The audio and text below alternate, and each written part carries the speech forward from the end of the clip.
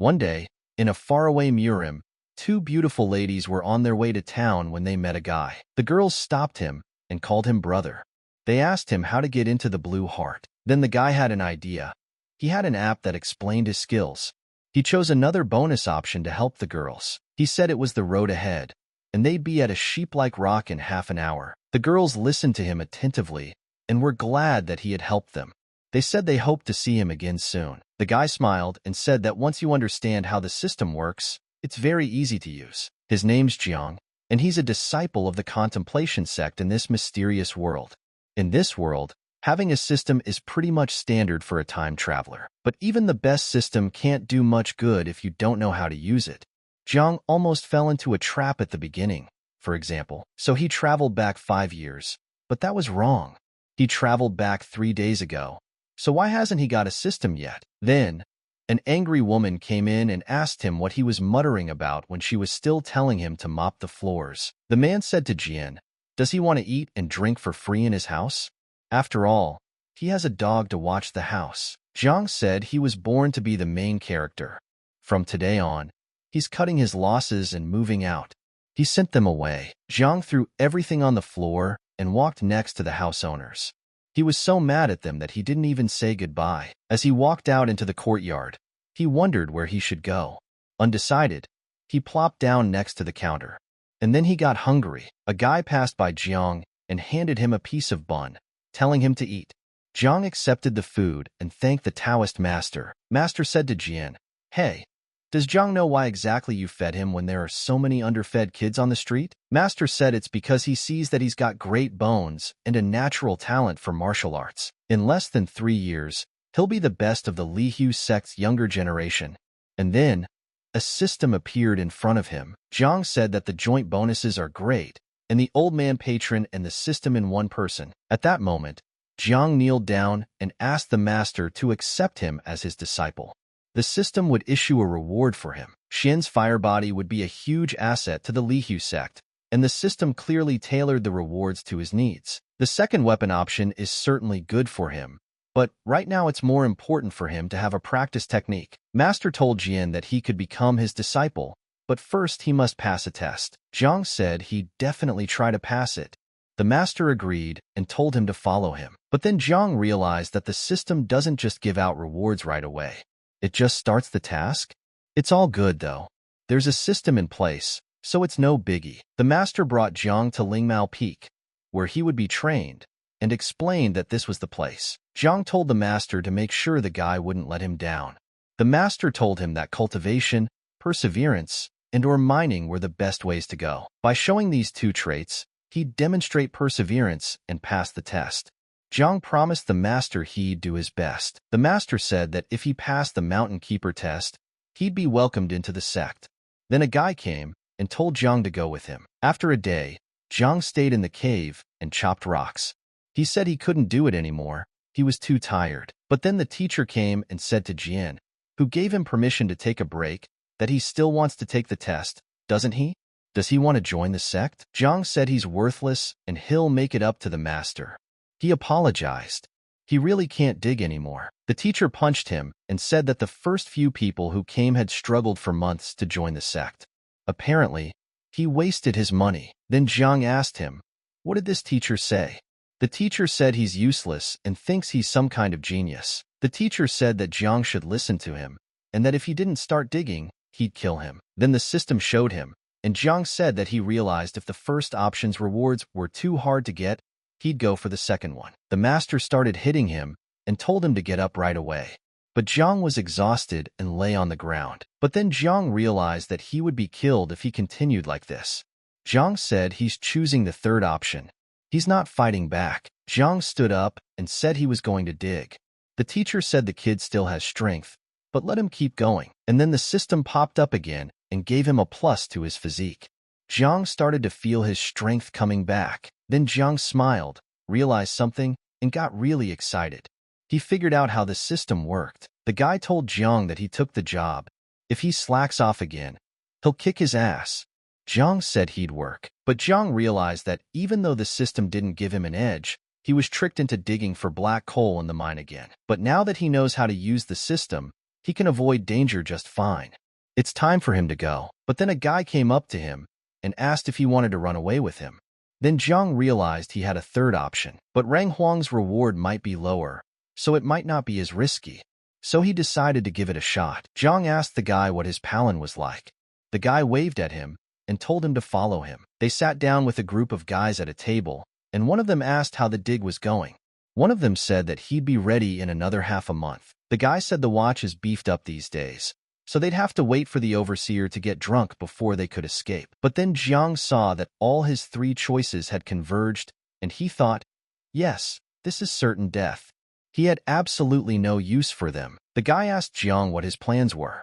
Jiang said there was no need to hurry, it was better to rest first, and he was going to sleep now. For months later, the teacher shouted that this is what happens to those who try to escape and get to work. Jiang realized that his system wasn't wrong. It wasn't helping him grow as much as warning him to avoid disaster.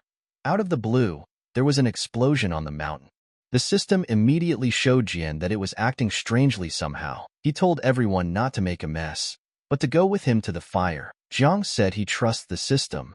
He'll listen this time and choose the third option. At that moment, a teacher approached him, holding a sword. He told Jian he didn't appreciate the attempt at escape, but then the teacher went after him, trying to kill the guy. Jiang said, did the system really trick him this time? Then Jiang covered his face with his hand and said that his life was over. But he didn't expect a guy to come to his rescue. The guy asked Jian if he was okay. The system then revealed its true form, and Jiang asked the warrior to save him. Voin said he'd take the guy down the mountain, but he saw that Jiang wasn't afraid of him, even after he had killed someone in front of him. The warrior asked the boy where he was from. Jiang said he had no home, that he'd been tricked into digging there, and now he had nowhere to go. The warrior asked him why he didn't come back with him to his sect.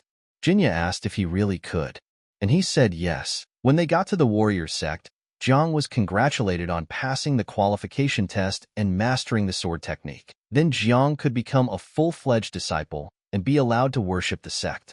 Jiang said he'd study hard. When he got to his room, he opened the sheet and said that this was the way to practice. He was surprised at the sensation and didn't understand how it was possible. Jiang was thrilled that he'd learned so easily. Now, he just had to report it. He opened the system and was surprised by what he saw, thinking it was dangerous. Is taking initiative punishable?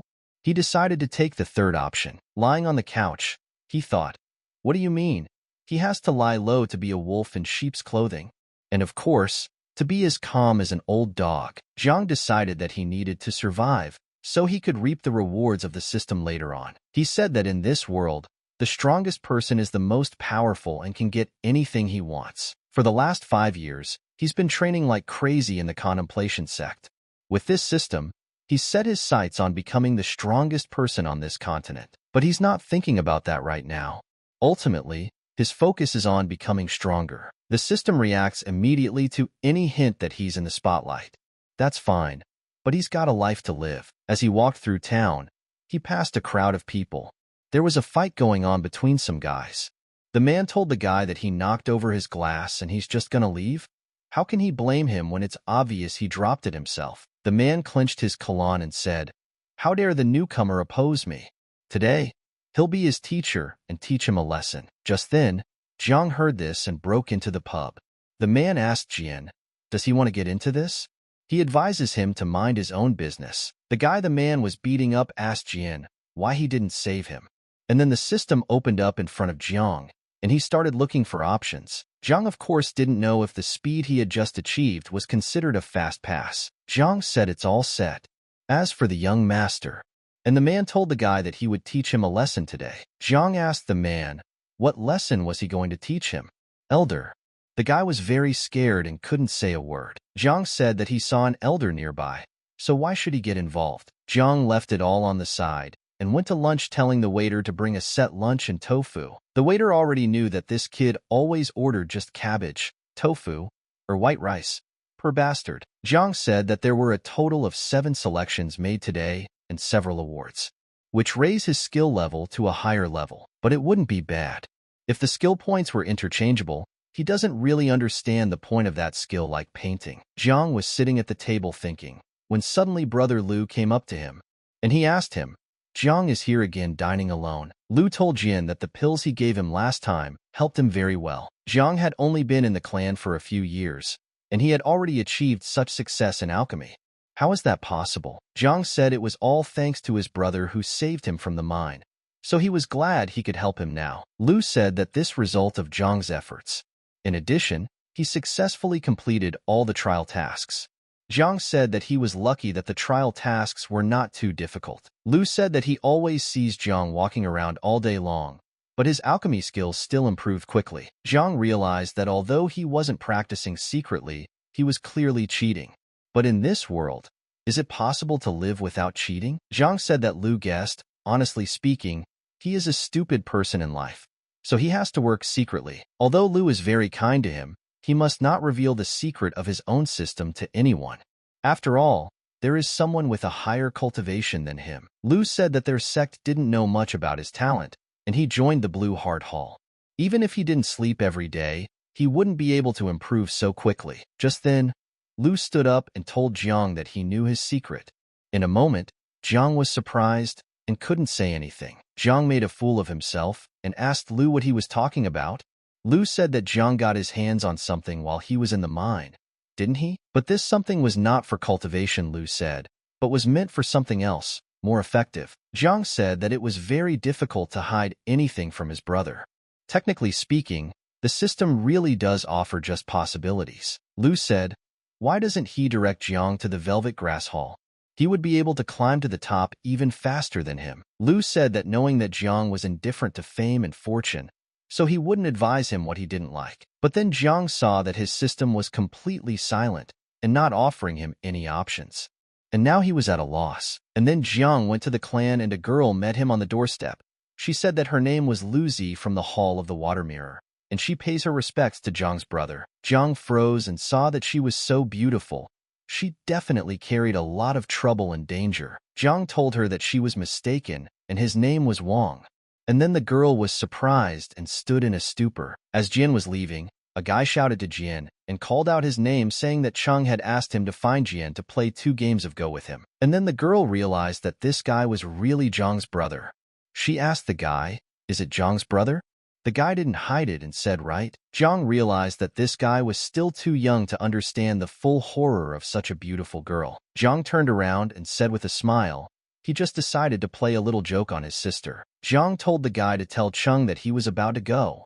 Just then, the guy ran away from them. Jiang said he wondered why she had come to the hall to see him. The girl said that in 3 days, he would be descending the mountain for the first time and wanted to ask him to help with the test. And then a system came out in front of Jiang, and after reading it he thought, Rang Diji, how dangerous is that? Jiang apologized and said that he has been busy lately. This time Cheng called him to play Go, and this Lidong is very bad at Go. The girl realized that she had been rejected. That's what it feels like. No one has rejected her since she was a little girl. This brother is so special. The girl told him not to leave. She hadn't finished talking yet. So she started running after him and shouted to Cho to stop him. Cho got angry and called Jian a jerk, asking what he did to her sister Zichin. Jiang said that as expected from a sister who could give a mid-rank award. Even talking to her is so difficult. Jiang told them to stop. It was all a misunderstanding. The girl told Xiao not to be so rude. He didn't do anything to her. The girl said she apologizes for causing him trouble, but this trial is very important to her. That's why she asked for help. Jiang apologized and said that he had some important business recently and was very busy and couldn't help. The girl said to Jian that he uses such pathetic excuses. Is he really just afraid? And then the system opened up in front of Jiang again, and Jiang saw that she was another lower-ranked DG. And now he was finished. Jiang told her that is right, she said. Cho got angry and told her sister they should go. If he won't help them, they will find someone else. The girl told Xiao that she shouldn't say that. She is too harsh. If someone refuses, they have their reasons. And then a guy came to them, and Xiao recognized him, calling him Bart Kong. The guys thought, is it really him, from the Water Mirror Hall? The guy said he was the one who single-handedly wiped out a rebel army 3 years ago to protect the people. A truly remarkable man. Kong said he greets them all from the Blue Heart Hall. His name is Kong Annan of the Water Mirror. Kong told Big Sister that they would be going on a trial in a couple days if they wanted to, and then Jiang decided he had to get away while everyone was distracted. Chiu asked her sister where this guy had disappeared to. The girl told her brother that they had business to attend to, so they would talk to him another time. Kong stopped them and asked if they were going back to the hall. If so, he would guide them. Jiang hid in the bushes and said that as expected from a sister who can summon Diji, she is truly terrifying. And then Z went home, and sitting in front of the house, she played an instrument. Suddenly she was asked, who dared to bring her to such a state? And then she quickly left the instrument and greeted her teacher. The teacher said that she was getting better and better at playing the pipa, but since she plays it so well, her thoughts are very easy to read. Let her say who dared to offend the dearest student? Su Scala's not. No one's bullying her. It's just that she met someone who made her be more considerate of people. The teacher asked who was this person, and then Z said she remembered that she hadn't done her homework for the day. The teacher realized that this is really rare, so she better check. She doesn't want her little girl to be cheated. The next morning, Jiang saw that first the younger sister came to see him. Now the older sister came. What a busy few days. And then Chiu asked Jian where he was going. Jian said that he had unexpectedly found a way out of the deadlock, so he would like to go to the chess house. Chiu said that he doesn't even blush when he lies. He has good psychological qualities. Does he know who she is? Jiang opened the system and decided that he was going to follow the herd and act like most students, not knowing much about the people of the outer halls. But he never thought it would be the most dangerous option. Jiang said that he will sing that she is the guardian Yu of the Water Mirror Hall. He has long admired her. You thought that Jiang must be a student who likes to be modest. Therefore, he had to behave like most students. Yui said that was quite insightful, but she didn't remember seeing a disciple like him before. How does he know her? Jiang said that he had the honor of listening to the great guardian play the lute. The tiger doesn't growl when listening to her music. Yui said those were wonderful words. She never thought she would find a kindred spirit in this hall of blue heart. Yu asked, Jiang has been a registered disciple in this hall for 5 years? Jiang said correctly. This disciple has no cultivation talent. Yui told the guy to hold out his hand to him. And then Jiang as expected.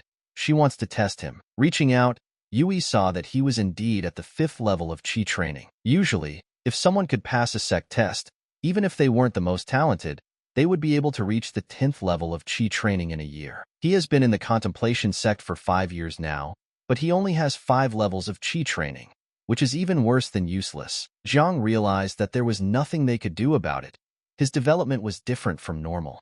The number of points served by the system is beyond the counting of this world. However, this makes it very easy for him to pretend to be a wolf in sheep's clothing. Jiang told her he was already very happy just to be a part of this sect. You said, that's so sad. Obviously, he was able to pass the test sets, but he's an absolute mediocrity. Yui said how much this boy had suffered in a sect where power and talent decided everything. No wonder he decided to run away when he saw her. He must have been through a lot and ended up being looked at with regret, which is why he's such a good strong boy. Yui asked if she could be told. How does he manage to make sure his siblings pass the test every time he becomes their iron seal? Jiang said that there is nothing more important than caution, and he always observes and thinks before making any decision. Thus it prevents many troubles. Yui said Jiang said it well. That's what they really teach him in the trial, and he seems to have caught the gist of it. Jiang said he's just a little more careful. Yui said that it was also important to be strong inside, and as a sign of her trust in him, she decided to make him the iron seal of her favorite disciple. But then Jiang realized that this wasn't the right scenario. He had chosen the easiest third one.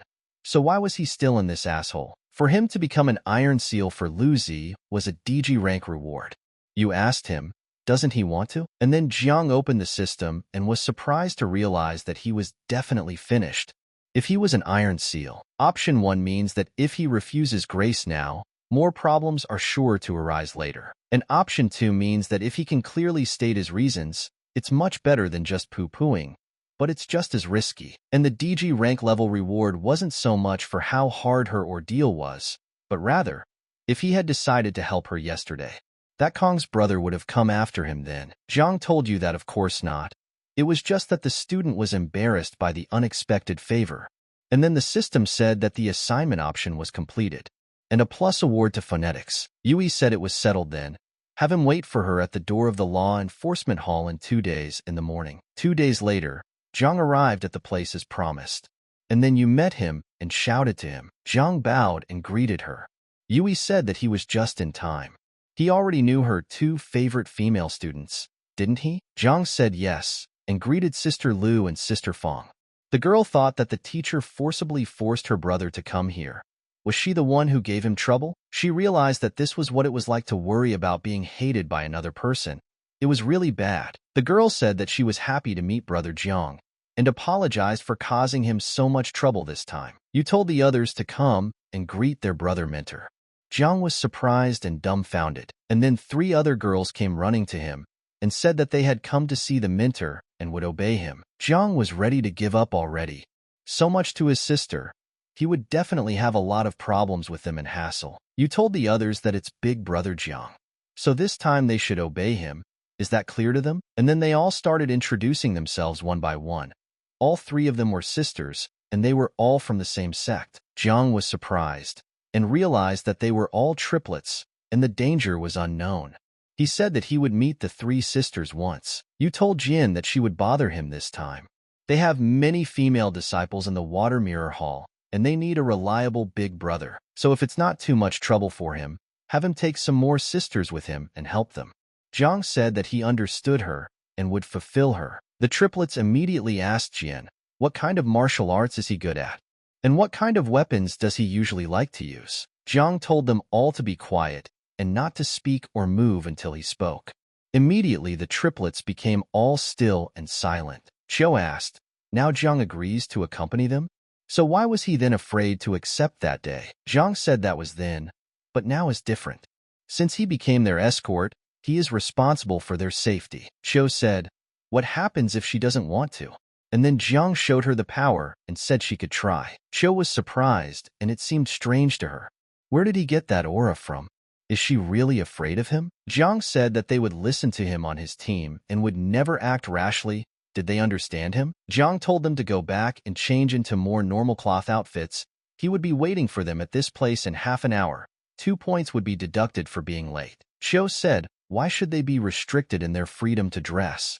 Did it have something to do with the assignment? Jiang thought and said that first of all, in the future, if they want to say something, they should ask permission first. Otherwise, they will lose a point. Secondly, of course, it has to do with the mission. They're going on a mission, and they have to move stealthily and blend in with the crowd. Chiu thought and said, isn't that cowardly? And it was necessary to reprimand in such a tone. The girl asked if she could only choose clothes made of coarse cloth or linen. Jiang said he was saying that he had to ask permission first. Didn't the girl realize that? She will be charged 1 point, and 2 if she doesn't remember it next time. The girl thought and realized, is this what it feels like to be reprimanded? Ever since she was a little girl, even her father hadn't disciplined her like this. It was so strange. Chiu said, why does she have such a temper? He can't believe how she even dared to talk to Sister Ziki like that. And then Jaya said for Jiang to let her speak. She asked if she could only choose clothes made of coarse cloth or linen. After all, she has neither, and she doesn't really want to borrow from strangers. Jiang said that the most important thing is for them to blend in with the crowd. And then the triplets raised their hands and asked Jiang for permission to speak. They asked if any style of coarse cloth would be suitable. Jiang told them to take turns asking next time. Have them wear the clothes of the most common style. He has his billets about shoes and hats, so let them get to it. And then he sighed and said it was very difficult. Although beautiful girls are dangerous and difficult to lead, clothes should cover their eye-catching beauty. And then they all lined up and said they were done. And then Jiang realized what is called natural beauty. How could anyone hide such a thing? Jiang stood up and said that it was good that they all came back on time. And then he pointed to the rest of the clothes and said for them to put these on. Chiu said, what a horror. From now on, even if she is scolded by her teacher, she will never ask him to be a chaperone again. Jiang said, it's very hot right now. This is the anti-heat medicine he prepared for them. Have them put it on. The girls liked it and were very happy. Jiang said that it was good that the concealment formation was working smoothly and the aura was greatly weakened. And then the triplets, all 3 of them asked permission to say something. Jiang pointed his finger and said that she would speak first. The The girl asked Jiang, "What is this?"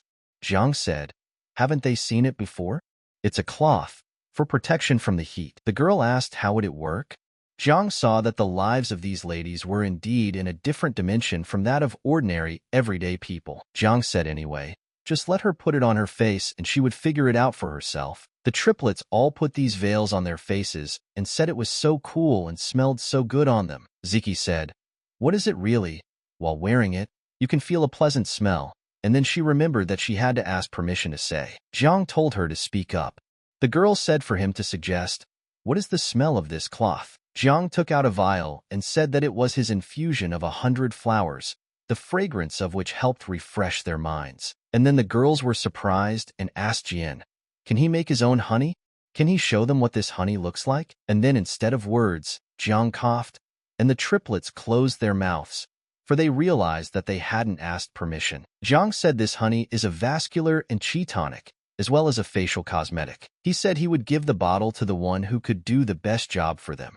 And then the triplets were delighted at what they heard. Jiang said okay, and told them to now head to the control room to take their assignment for a test. Heading to the hall for a task, on the way someone shouted to his brother Bajran, and Baran said hello to him. Qin asked Jian, had he come to fulfill the chaperone duties again? Jiang told the girls that it was Bart Qin, a very good and experienced master, who was in charge of conducting the trials and making sure the scoring was fair. The girls all gave him a friendly greeting. Qin thought, were these 5 sisters just standing behind their brother's back? The guy said his name was Qin from the 10,000 Swords Hall, glad to meet all the sisters. Jiang told Qin that this time he was accompanying the 5 older sisters, so he asked to give them a test assignment. Qin said okay, and told them to go with him. Qin said that in Ji Village in Longshan Township, there have been several cases of child abduction recently. Anxiety hung over the village. Jiang took it and said this disciple understood everything. And then Jiqi opened her veil in front of them and was so beautiful that they were surprised. Here Jiang and the girls made their way to Ji Village, the village of luncheon, and passing through the town center, all the people were working and selling, and in the moment, one of the girls said to let Jiang tell her. Jiang said he would allow it. The girl said she wants to eat this pea bun. Jiang said okay, and how much does she want? In fact, the girl thought, and most of the time, brother Jiang is quite reasonable, and said that a couple of them would be enough for her. Jiang asked, what about the others? Do they want it too? Xiao said she would love to try it. Jiang asked the proprietor how much a pea bun cost. The vendor said 1 coin apiece. Jiang said okay, and let the seller give him 8 pieces. And then he held them out to the girls and they were surprised. From such a delicious smell, Jiang said for her to take her time. They'll eat when they get to the inn, so cover your face back up. And then Xiao saw that there was a problem and these people didn't notice them at all, so it must be Big Brother's merit. But then she thought, how did Jiang do it? Forget it. She doesn't like being stared at anyway, so she'll let him off the hook for now. The guys heard rumbling noises and a man was telling the guy how dare he set up a stall here without paying rent? Did he have enough to live for? The guy said the government wants to charge them rent and they want to do that too? With such a small business, how will he be able to give them so much money? And then the man pushed him with his foot and said how dare he oppose him, and ordered everyone to beat him up. And then Xiao said they were going too far. Jiang told them how many times he should say that no one should move without his permission. Xiao told him that he was still a disciple of the contemplation sect. Isn't it their long time to fight for justice? Jiang said that their teacher entrusted them to him to teach them how to perform noble deeds and stand for justice on the Shenlong continent. Xiao said that she thought Jian just got scared. The girl told Xiao that they were new here and didn't have much experience, so it was better to listen to Big Brother first. Jiang said that they should go. This wasn't the best place to stay for long. Xiao wasn't satisfied with that and got angry. The triplets were saying amongst themselves that Bart was different from the male students from before. He had absolutely no desire to prove himself. One of them said she doesn't know if he's really a wimp or if he's just really good at hiding. And that's very curious. And then they finally arrived at the hotel, and Jiang asked the servant if there was any room left. And then the guy was surprised and didn't realize when these people had come. The guy said he was a little inattentive, but there are still plenty of places, heaven room, earth room, whatever your heart desires. And then Jiang opened the system and saw that there was a good harvest waiting for him here. It hadn't been long since they had entered the city and the options had already appeared twice. Zhang said he needed 3 people's rooms. So the guy showed them and walked them to the room. Zhang gave him a manuta and told the guy to tread. He would call him if he needed anything. The lad thanked him and told Sir to ring the bell. If they needed anything, he would come right away. Zhang told the girls that now they can say whatever they want without asking his permission. The girl asked, "Aren't hotel rooms supposed to be big? Is this even a hotel room?" Zhang asked if any of the sisters had ever gone out on their own. The girl said that her father didn't allow her to go out alone. Of the triplets, the girl said that they usually traveled in a carriage prepared by a servant, followed by a retinue of 30 or 50 people. Zhang said to them, then, would their family send experts to secretly protect them when they would descend the mountain this time? The girl said they shouldn't do that. She didn't tell her family she was leaving the mountain today. Zhang listened to them and was pleased. He suggested to them that they should eat the buns first, and then they were glad that they could take off their veils and eat properly. The girls all went to the table and started to eat. The girl told Xiao to give it a try. Xiao said she would not eat the buns bought by that cowardly brother. Zhang said to Sister Fang, to restore justice doesn't mean pull out your sword and kill those little brats. Xiao said, isn't doing noble deeds and standing up for justice is to see injustice on the way. Snatch the sword and rush to the rescue. Zhang said, letting her let him ask whose people those little brats were. Was she thinking of defeating them in their territory and getting away in one piece? Xiao said, that Zhang is talking nonsense. He's really just afraid of everything. She can answer for her actions. If someone wants to go against her, let them try. Zhang said that among the masters there are valiant people like her, Sister Fang. But there are also evil ones who oppress the people and work for the tigers. He asked her what she would do if they retaliated and found a master, or worse, a great master. Xiao said she would fight. Zhang said, doesn't she first want to know who is behind those 3 people before she strikes? Xiao covered her ears and said she didn't want to hear it. Jian seems like she already understands a bit, and all that's left is to wait while she slowly accepts these facts. The next day, Zhang said that this is a rare opportunity to come down the mountain, system, work. And then Zhang was walking near the market and heard a man asking the owner if he could give him 2 fat pieces of meat. The vendor told Master Wu, the meat he asked for is ready, only 18 yen it costs. Wu said it's the same as always, he will eat it first and pay him back at the end of the month. The vendor told Master Wu that he had said the same thing last month. Wu asked him, that he trusted him? The vendor said he wouldn't dare do such a thing. He just said carelessly, have a nice day. And then Zhang looked at the system and said that he was choosing the 3rd option, and praised his system. At that moment, the seller was thinking, how can he go on living? Then Zhang came over and told him to give him a kilogram of pork. The vendor got excited and asked what part of the meat he wanted. Zhang said neck meat and some pig ears would be good. The vendor said 1 portion of neck meat and 1 portion of pig ears. And then Zhang held out a bag of money to him. And then the seller said well, and told him to wait, for he must count. And then Zhang left. And opening the bag, the seller was surprised because Zhang had left him 3 qian in silver. He said it was strange. Usually he could memorize the faces of his customers. But how was it that he had forgotten the face of his benefactor? Could it be that he had met an immortal? Zhang realized that in this turbulent time, it was not easy to survive. Given the limitations of the system's capabilities, it was all he could do to help. 2 hours later, Zhang came to the hotel and was saying that the system had triggered 10 times today, and then it triggered once more, right in front of the hotel entrance. He was startled by Dizzy's middle rank. Wow, that's dangerous. Zhang said he was going for the 3rd option. And when he went outside, he saw Qiao and followed her. Zhang said that this girl is a real-time bomb. It could lead to this girl conquering society for once. Qiao walked next to the building and heard someone swearing. Someone was asking the guy not to do it. She would scream if he kept doing it. The guy told her to scream all she wanted. No one cared.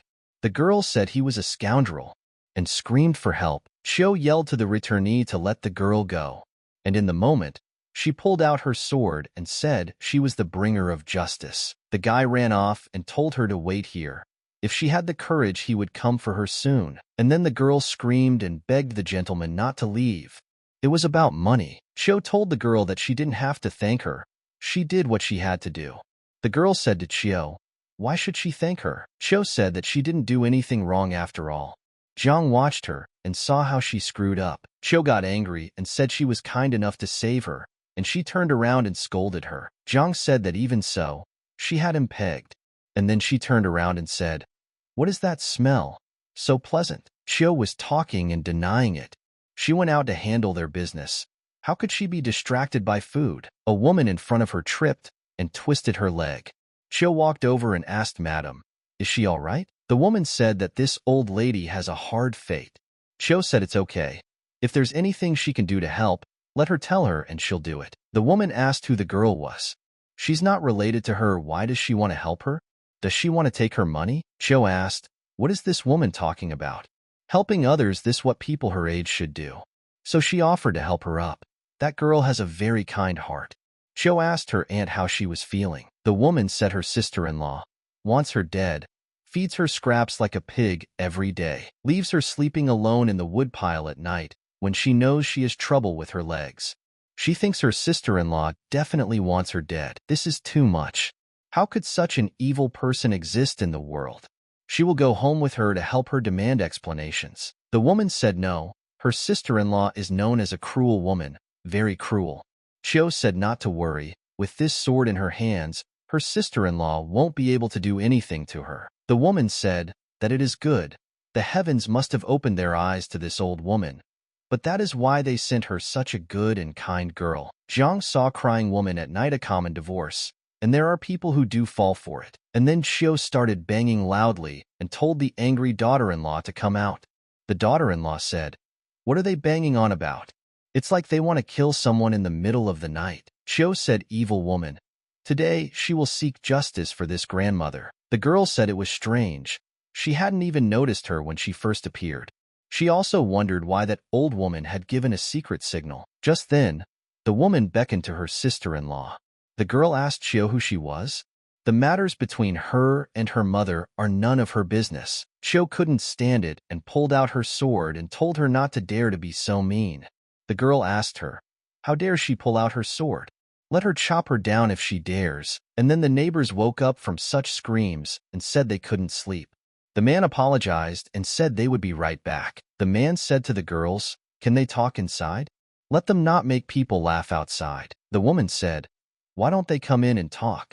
Chiu said, well, she originally wanted to be reasonable and didn't want to hurt people. Jiang watched everything and saw that at another mysterious person. There are indeed many hidden dragons and tigers in this city. But how could such an insignificant gang of crooks have such a strong man in their ranks? Chiu wondered what was happening to her.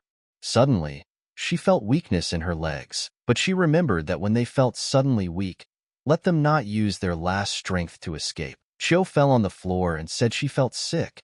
But then a man came up and asked her, is she going somewhere? And then she couldn't help herself and broke down the door. The man went outside and told the others to grab her alive. Chiu pulled out her sword and attacked and told them to leave. The man said, why is she still so strong even after incense? The guy said this girl is not that easy and told the man to get out of the way. And then one of the guys said, Boss Gu. Chiu thought if she killed this guy, she would have a chance to escape. And then she attacked him with a sparkling white rainbow. But she didn't expect it to turn out like this, and Gu managed to dodge her attack. And Gu also managed to attack and did so. Chiu was very hurt and thought that she just wanted to help. Why did things work out this way for her? Jiang looked at the system and saw that the third option looked the hardest, but was always usually the best. We'd have to figure out a way. The guys were telling Boss Gu that he was able to take that little girl down with one punch. Gu said he just tackled some girl and ordered the others to tie her up. So a man came up to her holding a rope and tells Chiu that now he wants to see where she will run off to. And then Chiu started screaming for someone to come to her rescue. But in a moment, she closed her eyes as an explosion occurred. The man asked what's going on here, and who had the guts to do it right in front of his eyes. The guy was standing in the smoke saying he couldn't get the blade, and that magic is very strong against him. Gu said that he doesn't know which one of them is in charge here. He is Gu Lit's son, the head of the Yellow Gang, and apologizes to them if he has offended them. But Gu received silence in response, and the smoke slowly began to dissipate. The guys asked Gu if he was okay, and then they saw that the little girl had disappeared. Gu told them all to shut up. They touched someone they shouldn't have. Fortunately, The senior, out of respect for the Yellow Gang, did nothing. Gu told everyone not to go out in the next 2 days. He would return to the gang to check and find out which sect experts had come to the city. Cho realized that she had been saved. In the end, that spineless Jiang had saved her. And then she wanted to say something to him. Jiang told her to be quiet and not to speak. She's under the influence of the incense. Take a nap. He'll cure her as soon as they get to a safe place. And then she realized, if she had listened to her older brother earlier, she wouldn't be in this position. So she apologized to him. Jiang brought her home and gave her medicine, during which she fell into a deep sleep. But at the moment of sleep, she started to scream loudly no, and woke up. The girl came up to her and told her it was okay. Her sister was here and she shouldn't be afraid of anything anymore. Chiu hugged her sister tightly and started crying. The girl hugged her too and tried to comfort her, telling her that everything was fine. Just then Jiang came in and asked, "Chiu woke up?" The girl said yes, she just woke up. Jiang walked up to her and told her to give him her hand. Chiu said, "What's strange? Why didn't she notice before that her brother was so handsome?" Jiang said, "It looks like it's just ordinary incense without any other toxic substances. It is a soul-purifying elixir. Let her take it and rest." Chiu told him that she was wrong. She shouldn't have let his words pass her ears and said that about him. Jiang told her that she didn't need to admit her guilt to him. Why did she think he showed up on time? In fact, he followed her as she left the inn, and the reason he didn't stop her was to make her gape with grief. Jiang said for her to take her medicine and they would be on their way in 2 hours. Chiu said to Sister Qin, "Is she really that annoying?" Qin asked her, "Why would she? Her sister loves her more than anything in the world." Chiu said that she really knows she was wrong. And of course Bart is right. It is indeed dangerous in these lands. She was clearly trying to help them, but they caused her suffering. Qin said, "Well, she learns from her mistakes. Let's let her take the medicine first." Chiu said that her brother's medicine has such a refreshing fragrance and tastes much more pleasant. Qin said for her to rest, and she would stay here with her. Chiu thought, how strong is her elder brother? The person she met today at least has Shin's strength, but Big Brother easily saved her. Chiu said that brother seems to know everything. He is really amazing. And yes, he is amazing. The next morning, Jiang gathered everyone and asked Chiu, did her weakness go away? Chiu said no weakness. The medicine her brother gave her helped a lot. Jiang said as he left that it was time for them to go on their way. Suddenly, a familiar man walked by him, and Jiang noticed him. The boy said Master Chan is here, or what? Chan said he was going to ask him something, but let him not spread about it. If anyone else finds out about it, he understands what will happen. Chin asked if there were any members of the clan with distinguished behavior who had recently stayed here. The guy said that he had only received 6 guests yesterday, all of whom wore straw hats and left this morning. Chin said for the guy to tell him what they look like. The guy said strangely, but Junior can't remember what they look like. Chen thought maybe some kind of formation was used. Chen asked the guy, did he remember anything else? Make him think hard or he'd kick his ass. The guy said that this master rewarded him with 5 coins. And then Chun stretched out his hand and asked, where's the money? The guy put them in his hands and showed them. Chen asked him, is he sure there are 5 here? The guy said sure, since he is rarely rewarded. Chen took one of them and said that these coins were very familiar to him, and he read where they came from and who they belonged to. Qinya said that she was clearly following the map, so why are they going wrong again? Just then Chiu snatched the card and said that she would try it now, and then they both looked at the triplets. The girls told them not to look at them. They didn't understand either. After all, they usually don't even have to look at a map when they go outside, even just for a walk. At this time Jiang was sitting and resting. Chiu, seeing this, was surprised and was a little angry with him because he doesn't say anything. Jiang told them that the rest of the journey was up to them, for reading a map and knowing the way was a necessary skill when they were out in the wilderness. Chiu asked the triplets, how about asking Big Brother? The girls said that Brother would undoubtedly be rude to them again. After all, they had already asked many times. Qin said it would be better if she went to him. Chiu told her sister no. How can she let her brother scold her every time? Qin said it didn't matter. Wasn't that why they went out into the world? To try and learn something new? Chiu started to get indignant, but Qin told her to stop. Let her just wait for her here. Qin walked up to Brother Jiang, and before she could say a word, Jiang asked, they don't know where to go again? Qin said that it is very difficult to determine the direction when there are no official roads. Jiang said that in fact, The best way to read a map is to learn how to draw one. Qin asked, what is it like to draw a map? That is to understand how this map was drawn. It becomes clear where to go. Zhang said that this book should help them. Qin told him that she seemed to understand a little. Zhang said then they would go on and find the road. Finding her way, Chiu was overjoyed and said that they were really in Jifu village, and Sister Qin is awesome. Qin was happy too, and told her sister that it was her big brother who gave her this amazing book. Did Chiu ask for the book? What book? Qin pulled it out and showed it to them. The triplets said they would memorize the title and buy a copy to read when they returned. Qin realized that she wasn't quite sure what the girls were saying, but the book was most likely written by the older brother. Qin asked her brother what should they do next. Zhang said they could say what they thought about it themselves. Cho said to go to the village and ask around and find out how all those kids disappeared and find out when and where. Zhang started waving his head and realized that they were wrong and said that by doing so, they would only scare the snake away. Zhang said that given the frequent cases of children going missing from the village, it is likely that the culprit is still in business or even hiding in the village. And once they start asking, they're bound to expose themselves, and if word gets out about it, the perpetrator will naturally be much more careful. Qin said, what brother says makes sense, but how can they investigate if they don't ask anyone? Zhang said there was no need to investigate, just wait for the next crime. That night, the perpetrator attacked one of the houses, and by breaking the window of the house, he got inside and stole a small child. At this time, the girls were awake and watching him. Qin said that they had indeed committed a crime again. Zhang said that they would go after him. After chasing him into the forest, the guys stopped, and Zhang said that the aura had disappeared. Cho asked, why did it suddenly disappear? Zhang said that it looked like they were in formation, so let them be careful. Was it created by those thieves who steal children? One of the triplets asked. Zhang said that's right. That's why the thief was also able to run out of the formation easily. Cho said that since the thief was able to escape, if they found the right way, they would be able to get out of the formation. Zhang said she was right, then they would split up and find him. Cho saw that Big Brother can also compliment people. Zhang said for the triplets to be careful. This thief actually created a 9-yang formation hiding from the world, but it's not that big. And then there was an explosion and the girl closed in and started yelling to Jin that there was a trap there to kill her just now. Zhang said it was fine and told them to just be careful. It wouldn't kill them. The girl said it was a very strong hidden weapon.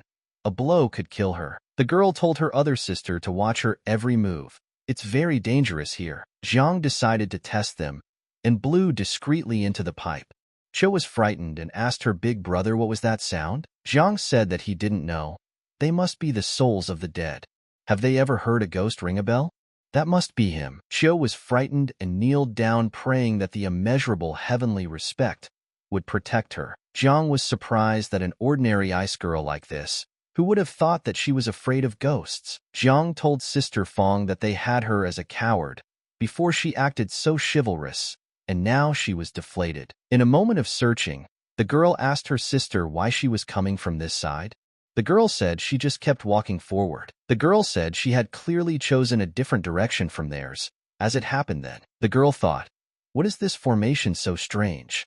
She suddenly felt so dizzy. And then the 3 sisters also said that they were not feeling well either.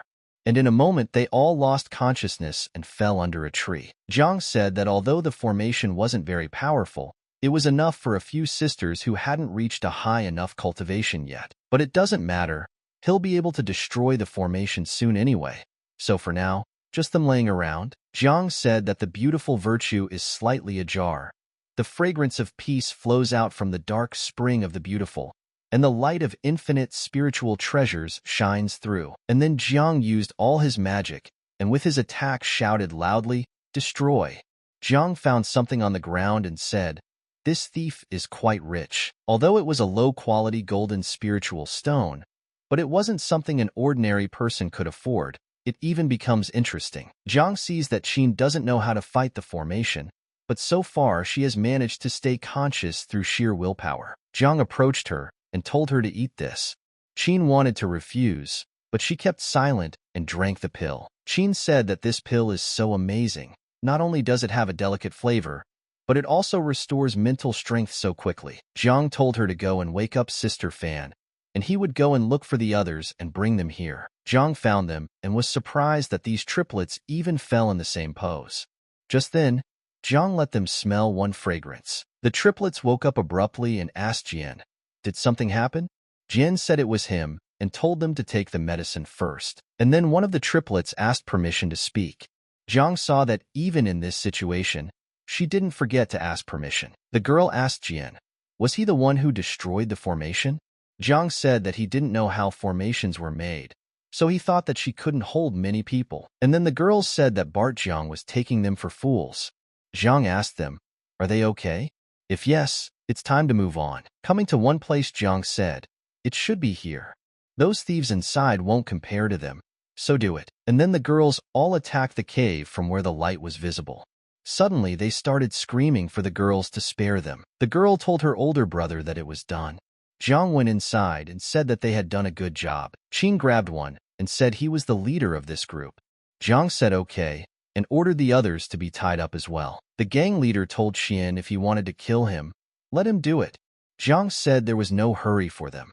The leader wondered what the man wanted. The guy said to Jian, if he caught him, let him send him to the government for a reward. Why is he sitting here? The guy said that since Jiang was able to pass through here, the formation outside was destroyed by him. Jiang said that usually when he questioned thieves, if he asked questions first, they usually kept their mouths shut. Jiang asked the guy, was he the one who set up this formation? But it really impressed him. The guy said that if it wasn't for the lack of material, he definitely wouldn't have been able to escape. Jiang said he was actually a little curious about that. Where did he learn that? The guy said, he won't say anything. The guy said to Jian, shouldn't he keep asking questions? Or make a deal with him? Jiang asked him, is he teaching him what to do? The guy said if he told him how he knew that, would Jiang let him go? Jiang said no, and he had little interest in such formations that couldn't even trap him. The guy said it's only because he's not very good at this art.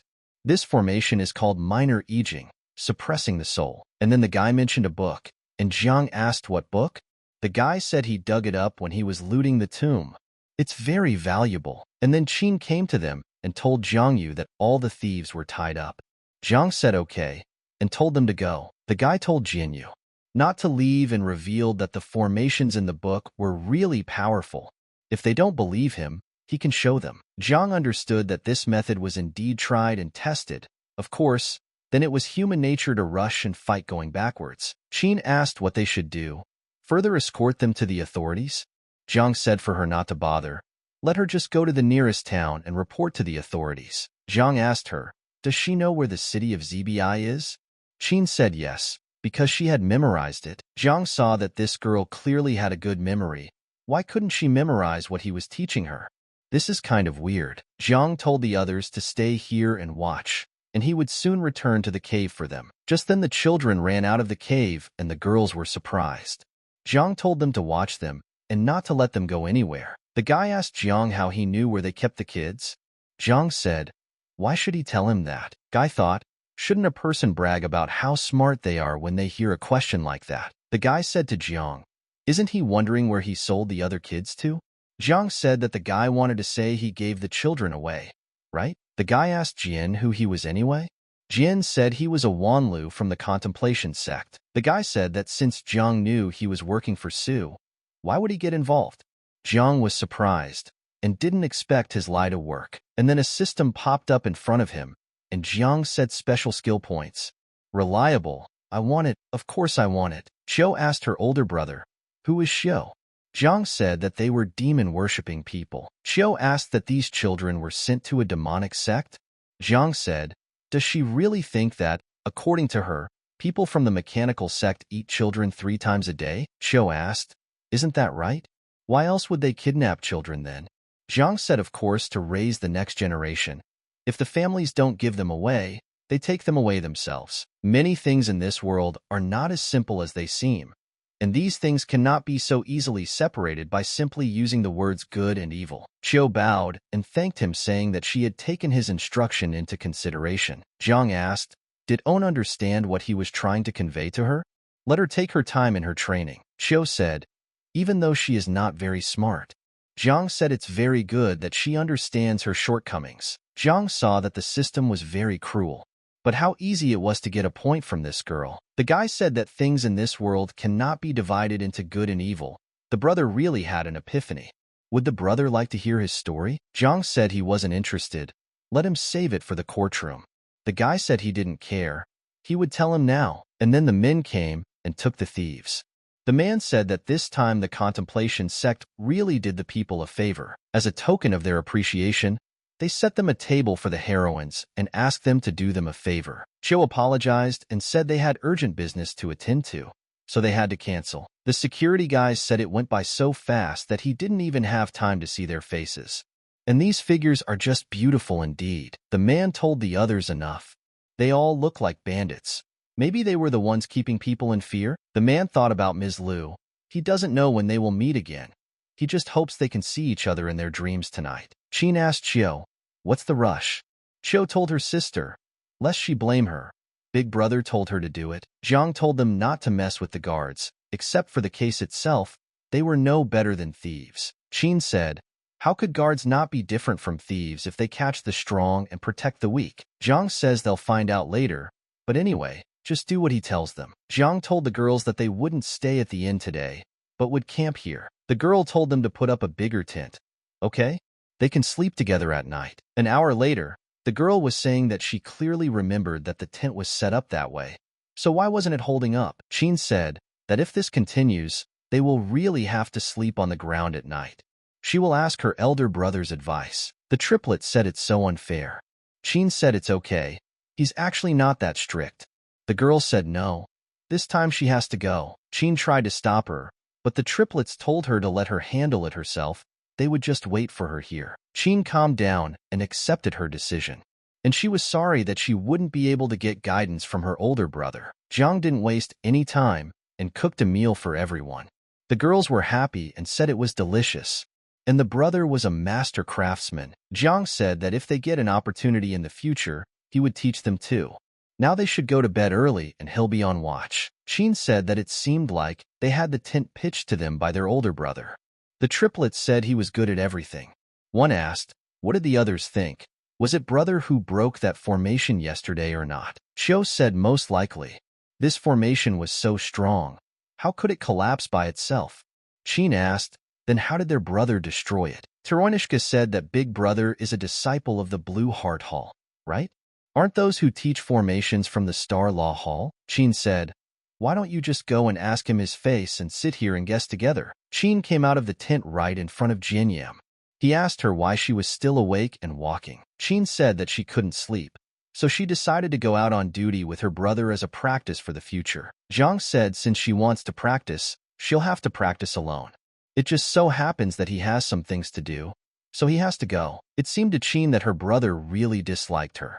It's sad, but she even seems to like it when her brother is so cold to her. But then Jiang heard a strange sound in the forest, and all the girls jumped outside.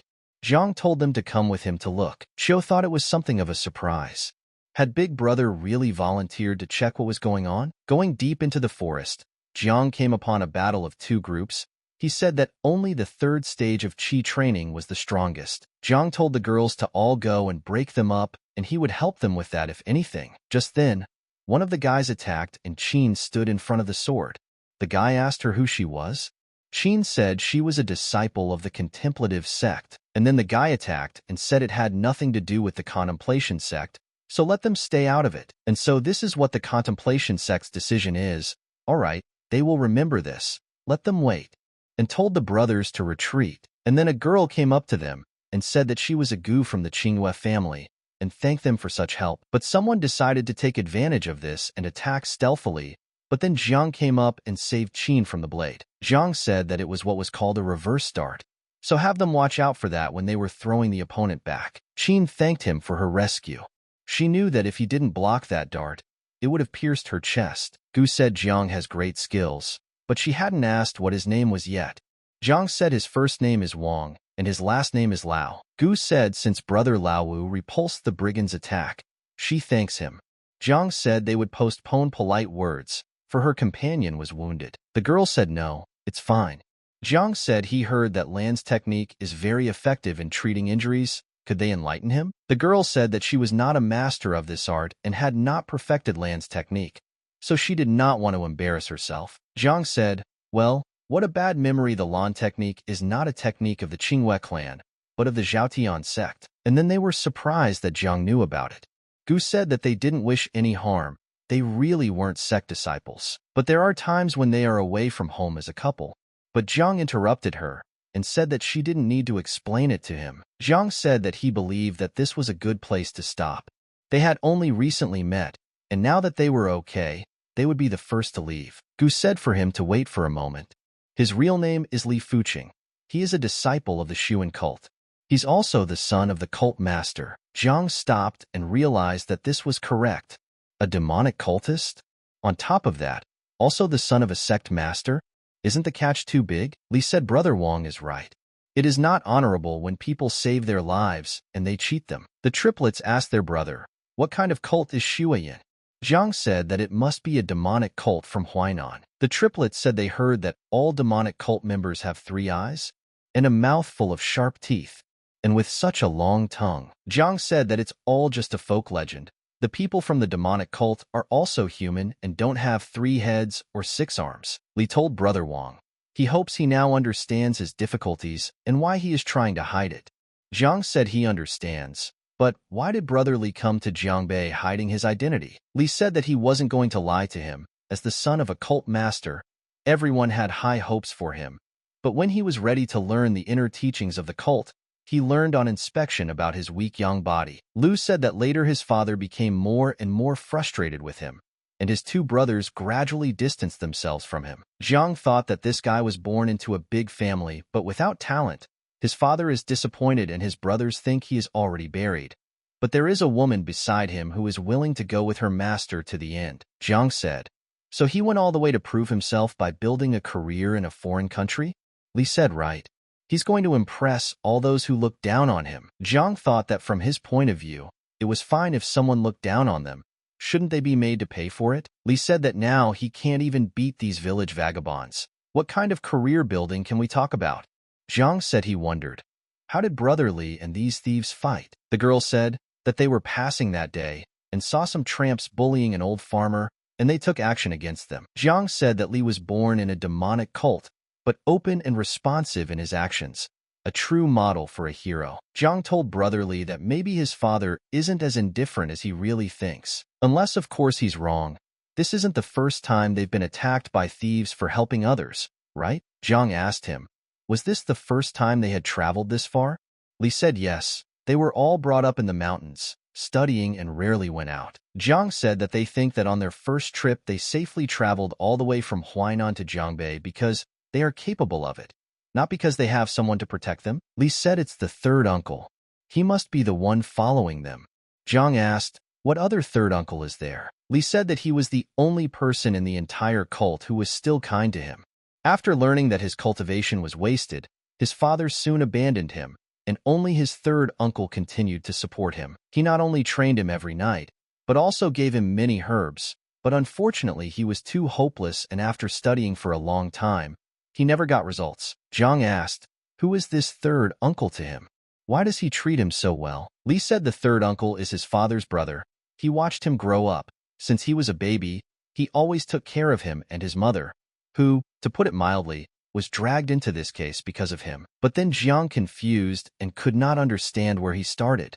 His father that the green cap does not crush his head? And then the system kicked in, and Jiang decided to take the option of ranking DG doesn't even fall off. Why is there such a huge gap? Jiang told Lu that it seems that his uncle is really a great and good man. Li said yes. He had not seen him for so long that he missed him very much. Jiang saw that his assignment had failed. Did the system mean to say that he suspected something about his uncle? Jiang said that in fact, like Lu, he can't really develop his body, but there is an uncle who has always taken care of him. Without him, he fears he would be dead, and of course fate always arranges for such a man to lead him. Anyway, all uncles are like that, so you shouldn't think too much about it. And luckily, it's all over. The girl said that it's no wonder brother is so strong, but he's not famous in the sect. It's because he was born with a useless body and can't cultivate at all. Jiang realized that although he had gotten away with it, It looked like he had gotten his feet a little wet. Li said that it was no wonder he felt sympathy when he saw Brother Wong. So they are in a similar situation. Can he call him Big Brother? Li asked. Jiang knew that this was what he expected, from someone who had the template of a protagonist.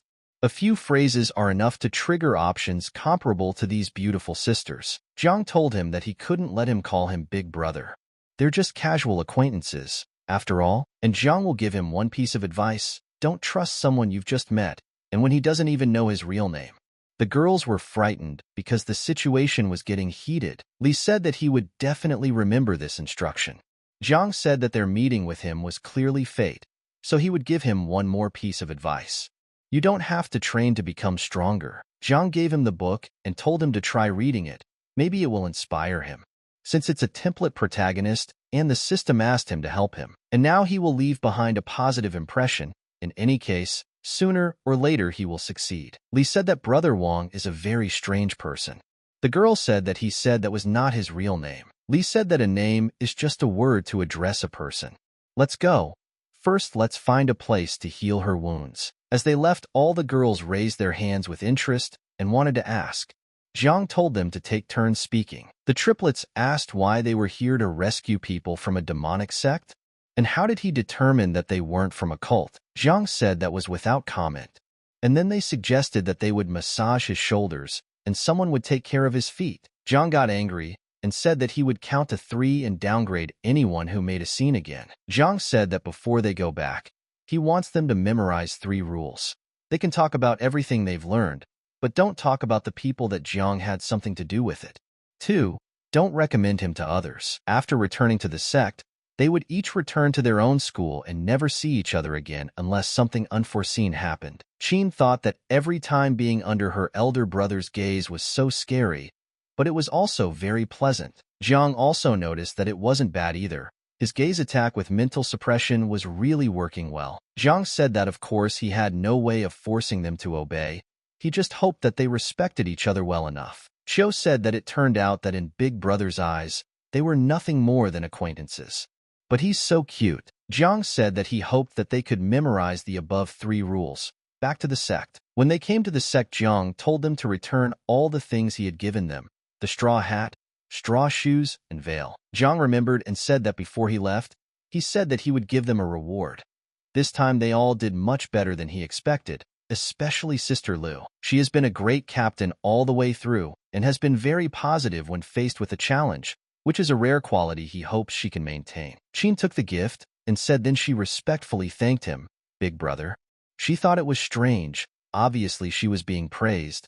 But why wasn't she happy? Jiang said that he would go to the Law and Order Hall alone, and they could go back. After that, the evaluation would be sent to their master, and he hoped they could stick to those 3 rules. The triplets asked, did the older brother really just leave like that? Once you learn these 3 rules, you can see why no one knows him in the cult, right? However, thought Chiu, whether they did or not, Big Brother would no longer have anything to do with them. She never thanked her brother properly. Qin said that Bart had recently said that they shouldn't interact with each other unless something happened in the future. But what if something did happen? Jiang came to Qin's brother and said that he came with a report.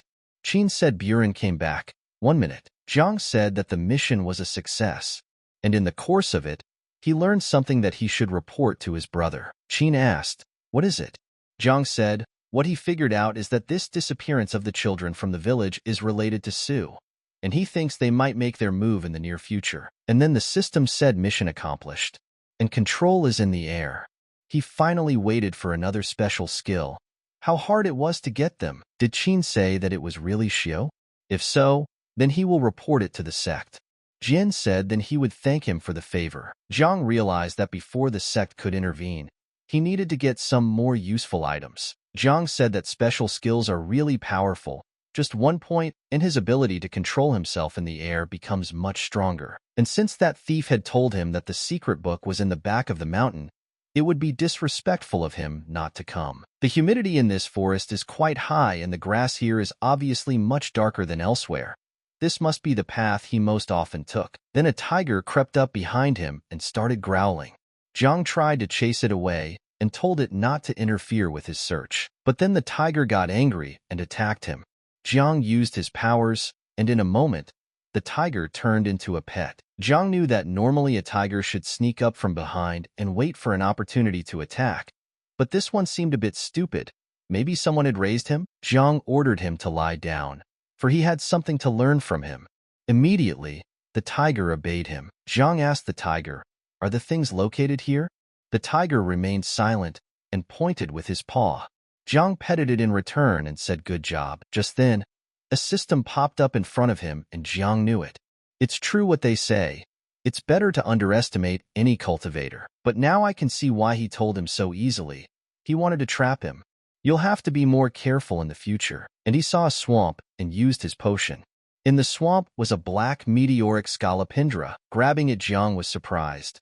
And no one would have thought that he would find such an exclusive trophy here. The system immediately gave him points.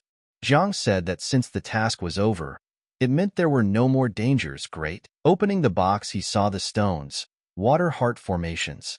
He thought, is it really so profitable to work as a pawn of a demonic cult right now? Well, they were the enemy.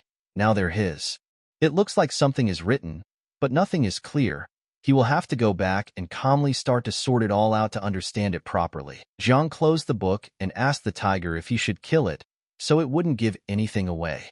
Just then, the tiger started growling loudly. Jiang came to the sect and spoke that after trying to understand the water heart formations all night last night, he forgot to go and pay his respects in front of the head of the Cheng Hall. Coming to the sect, Jiang told the head of the Cheng Hall that the disciple had returned. Immediately, the door opened, and he was dragged into the room. The head told Jian to sit down. After all, they hadn't played with him in 2 days. His hands were already itching to play. Jiang said, then he would take the black stones first and ask the head of the hall to be merciful. And then the head stopped him and said that today he would play with black stones. Jiang understood that just as it was said, taking the black stones was a sign of respect. Why did he take the initiative to take the black stones first? At the moment of the game, the hall head was already seething with anger. Jiang said, it seemed like the hall head had come to a new understanding. In that case, let's get started. Jiang said that the ghost stones on the board are real treasures, and even when someone plays against each other, their minds remain clear. Hedshin said that Byran knows his business. This is indeed an excellent treasure. Jiang knew that even such treasures could only be considered extremely good, but not reaching the rank of Tian or D. Jiang said that when he first acquired the system, Huang-rank treasures were on the list, so it wasn't surprising that the task was terribly difficult. Now that he thinks about it, it's really regrettable. The system didn't even say anything. So cruel. Chung said that Baran had been a registered student for 5 years, without a teacher. Maybe he can. Jiang told the head of the audience that he knows he has no talent for Go, and it's just enough for him to play it cool like this. But although it's the fastest the system doesn't give, he learned about the 24 halls of the Contemplation sect when he first joined the sect, and the Blue Heart Hall, where Go is played, caught his fancy the most. Just then, Jiang asked Chung, is it again? Cultivation at this time is so dangerous? But he saw on the board that there are no options. It doesn't matter if he wins or loses. The system just doesn't want him to practice. Chung said that he understood the guy, and it was a pity since he was so smart. Jiang knew that he had entered the Blue Heart Hall because of his level of Go playing, but since he couldn't improve, he hadn't managed to find a master. At this point, Chung started laughing and asked Jiang what's next. Jiang said that there are 50 white stones, and there are 16 scattered black stones on the board, totaling 66. Chung said he was able to hold 17 out of 27 in his hand, while Jin lacked the determination to do something. Jiang said that he thought he could fend off his attack with a reset and use stance. Although he couldn't save the dragon, he caught it off guard with his increased pace. This was really powerful. Chung said it's fun to play Go with him. He understands where he loses, unlike the other goons. Jiang said that although the disciple knows where he lost, he doesn't know how to solve the problem, so he hopes the head of the hall will give him some advice. Chung suggested him to play again. Here came the evening and they were still playing. Jiang said that this instruction of the head of the hall was so diverse that it took his breath away. He asks the head of the hall to let him have privacy for a month to study it in detail. Chung says okay. He gives his consent to this. Jiang thanked him and realized that this would give him plenty of time to study his newfound treasure. Chung asked the guy, another game? Chang thanked him for his training. And then someone asked Liangji, "Is Barian with him?" Jiang couldn't believe it, but he guessed that someone would be looking for him today. He didn't expect it to be the hall master himself. Headching said that this guy is playing against him. The girl said then she enters the room. Jiang stood up and said that he was paying his respects to the hall master. The girl told him to take a break and went along with her. Jiang supposed about the unwritten rules of the Blue Heart Hall. As long as it was not about the life and death of a person, the game party should be finished. What was the big deal? Chung asked the guy, did he commit a crime? Jiang asked, how could that be? He was always honest. How could he do something wrong? The girl said there was no need to be nervous. Let him just go with her. Jiang told the hall master that he only now realized the subtlety of playing with the head of the hall, and the head gave him a month's grace period. The master told him to go with her and not to distract her with such talk. Otherwise, he could not get any favors from her in the future. And then Jiang saw in the system that he was whizzed. Looks like the hall master is serious this time. Jiang told the head of the hall that he would go with the hall master first then. Chung gave him the okay and sent him off. The master told you that he brought the person she asked for to her. You said that she had to bother Master Zhang. Zhang said, what other worries? Yui is exaggerating too much. Why is you still standing? If this becomes known, people will laugh at him, Zhang, for not knowing how to treat guests. Zhang didn't understand how one could be such a sycophant. Where are the elegant and gallant masters of Zhang Hall? From the star sword in his heart. Master said to Jian, why doesn't he go and worship? Why is he standing there? Zhang realized that the master wouldn't be able to get a girl like this. Zhang came over and said Zhang's disciple Beiran is paying his respects. You said to Beiran, he hid in the blue heart as soon as he came back. Could it be that he is hiding from her? Zhang said it's like this. It's rude, of course, but what can he do? He's still helpless. The master didn't like this and asked Beiran what he had said. Was he ready for further consequences? The master told you. It's his fault that he is not strict in his discipline, so he doesn't respect others. You said she wondered if Hall Master Zhang could let her talk to him privately. The master said that of course she could.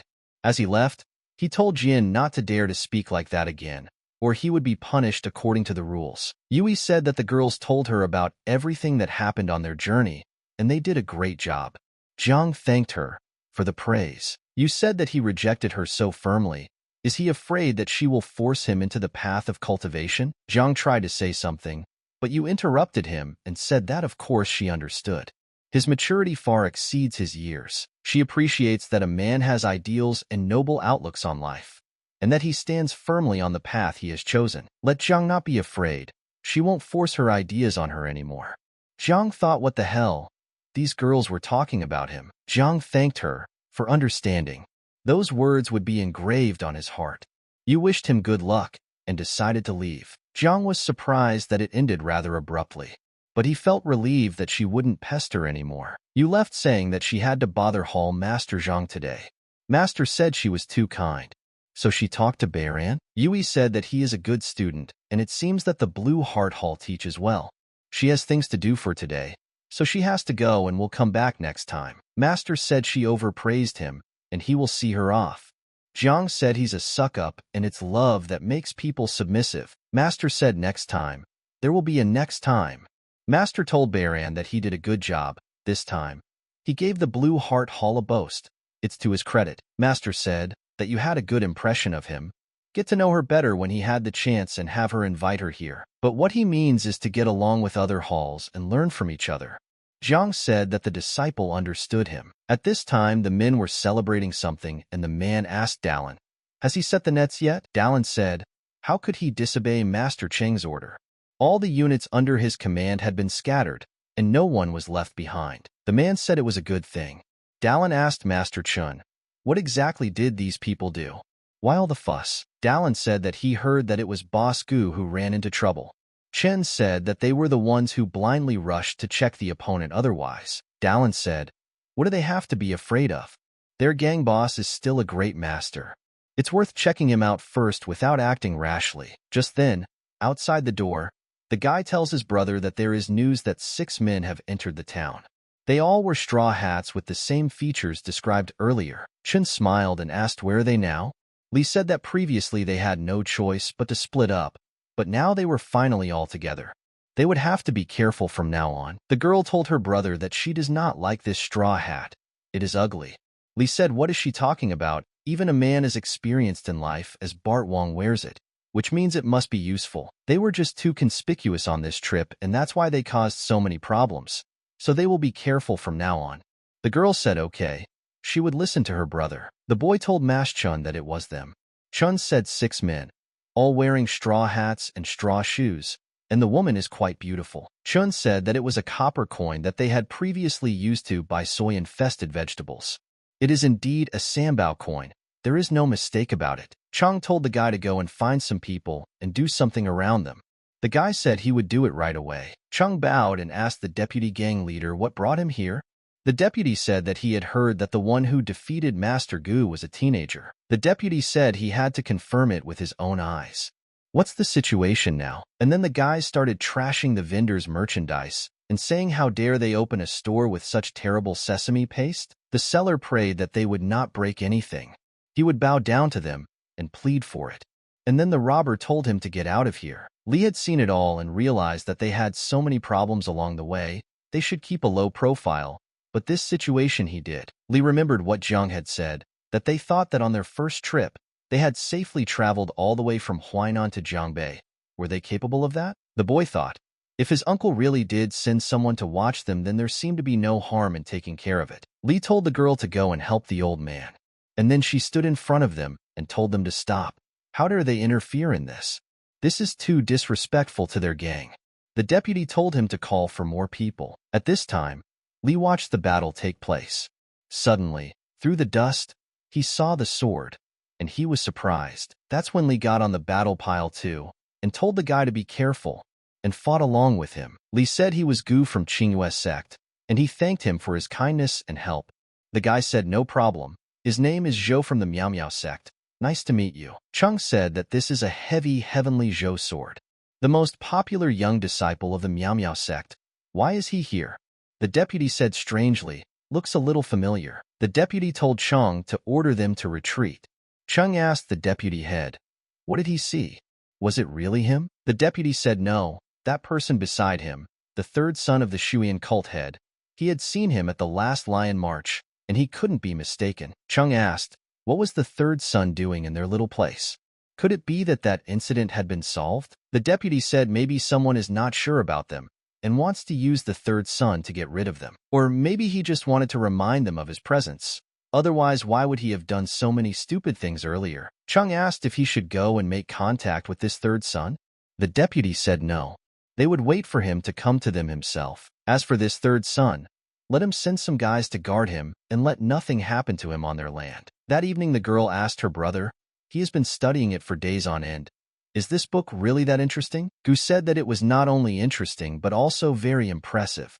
If he ever meets Brother Wong again, he should thank him properly. The girl said that since they had met this brother, fate seemed to have changed. They not only stayed out of trouble by helping today, but also gained a noble friend. And then Jiang started throwing up and didn't understand why people kept calling him handsome behind his back lately. But then Jiang heard a sound, and he thought it was a bell to summon disciples. Never mind. He's in seclusion right now anyway. He would be better off perfecting the poisonous insect pill in this furnace now. It turned out to be the older brother, and the others came back too. The guy said that the one he wanted to kill would not be able to escape even if he hid among 10,000 people, because he was already in the sight of the Lord of Hell. The guy asked his brother, who was that older sister standing next to Qinghe? And that's when he punched the younger one. The guy told him that he could only look at her with his eyes down to the floor. The old man said that at this sect meeting in Jiangbei district, 5 disciples from their contemplation sect had succeeded. One of them, Lin, Mo's student, excelled in both calligraphy and martial arts competitions. And Qingze, brother Luan San's disciple, even won first place in the tournament. And then they thought, where's their big brother? Why don't they see him? At that time, the girl was looking for her brother and thought he was in the room. And then she came to the door and knocked, but no one opened the door. She thought her brother had gone on another hike in the mountains, so she decided to wait for him here for a while. Qinghe was walking through the forest, wondering where his older brother had disappeared to. Then he noticed something and started to play a tune. He realized that he had finished reading the positive and negative formation of the 4 elements that his older brother had given him. So this time, why doesn't he try to destroy the formation himself, thus showing his brother his progress? And then he smelled the odor of smoking candles. And he began to analyze, and he decided to study the formation, his fingers and wrists free, his skill aligned with his soul, lines intertwined, loops tightened, and the focus shifted to his senses. And then he held his breath. Crossing his fingers, Qingzi said, bringing the formation closer to order. Lu Jia and the 9 genera, the sky is round and the earth is square, the 4 seasons. Having performed the pharmacy, he said that the 8 palaces of the great tripod, with the 4 signs changing direction, were the formation of heavenly wind and silver rain. But in the southwest, you can follow the points of the Great Bear and go out. After 1 cup of tea, he didn't realize where he was. He has been walking towards the exit of the formation for so long and still hasn't come out. It shouldn't be like this. Something is wrong here. Alas, Big Brother is too strong. Why didn't he ask his older brother for help?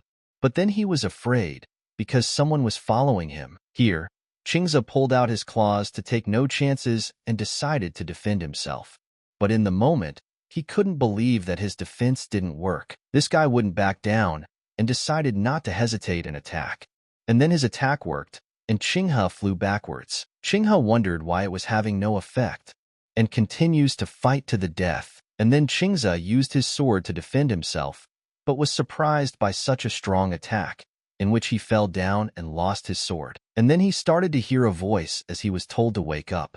Qingzi opened his eyes and asked, "Is it Big Brother?" Zhang said, "Didn't he tell him to stand at the entrance and play the flute when he arrived? What was the point of barging in?" Qingzi said he was wrong. Zhang said if he can't handle it, then let him call for help. If he didn't come quickly, he would be killed there. Does he understand? Zhang said for his brother to take a sip. The poison was about to penetrate his internal organs. Let him just take a sip.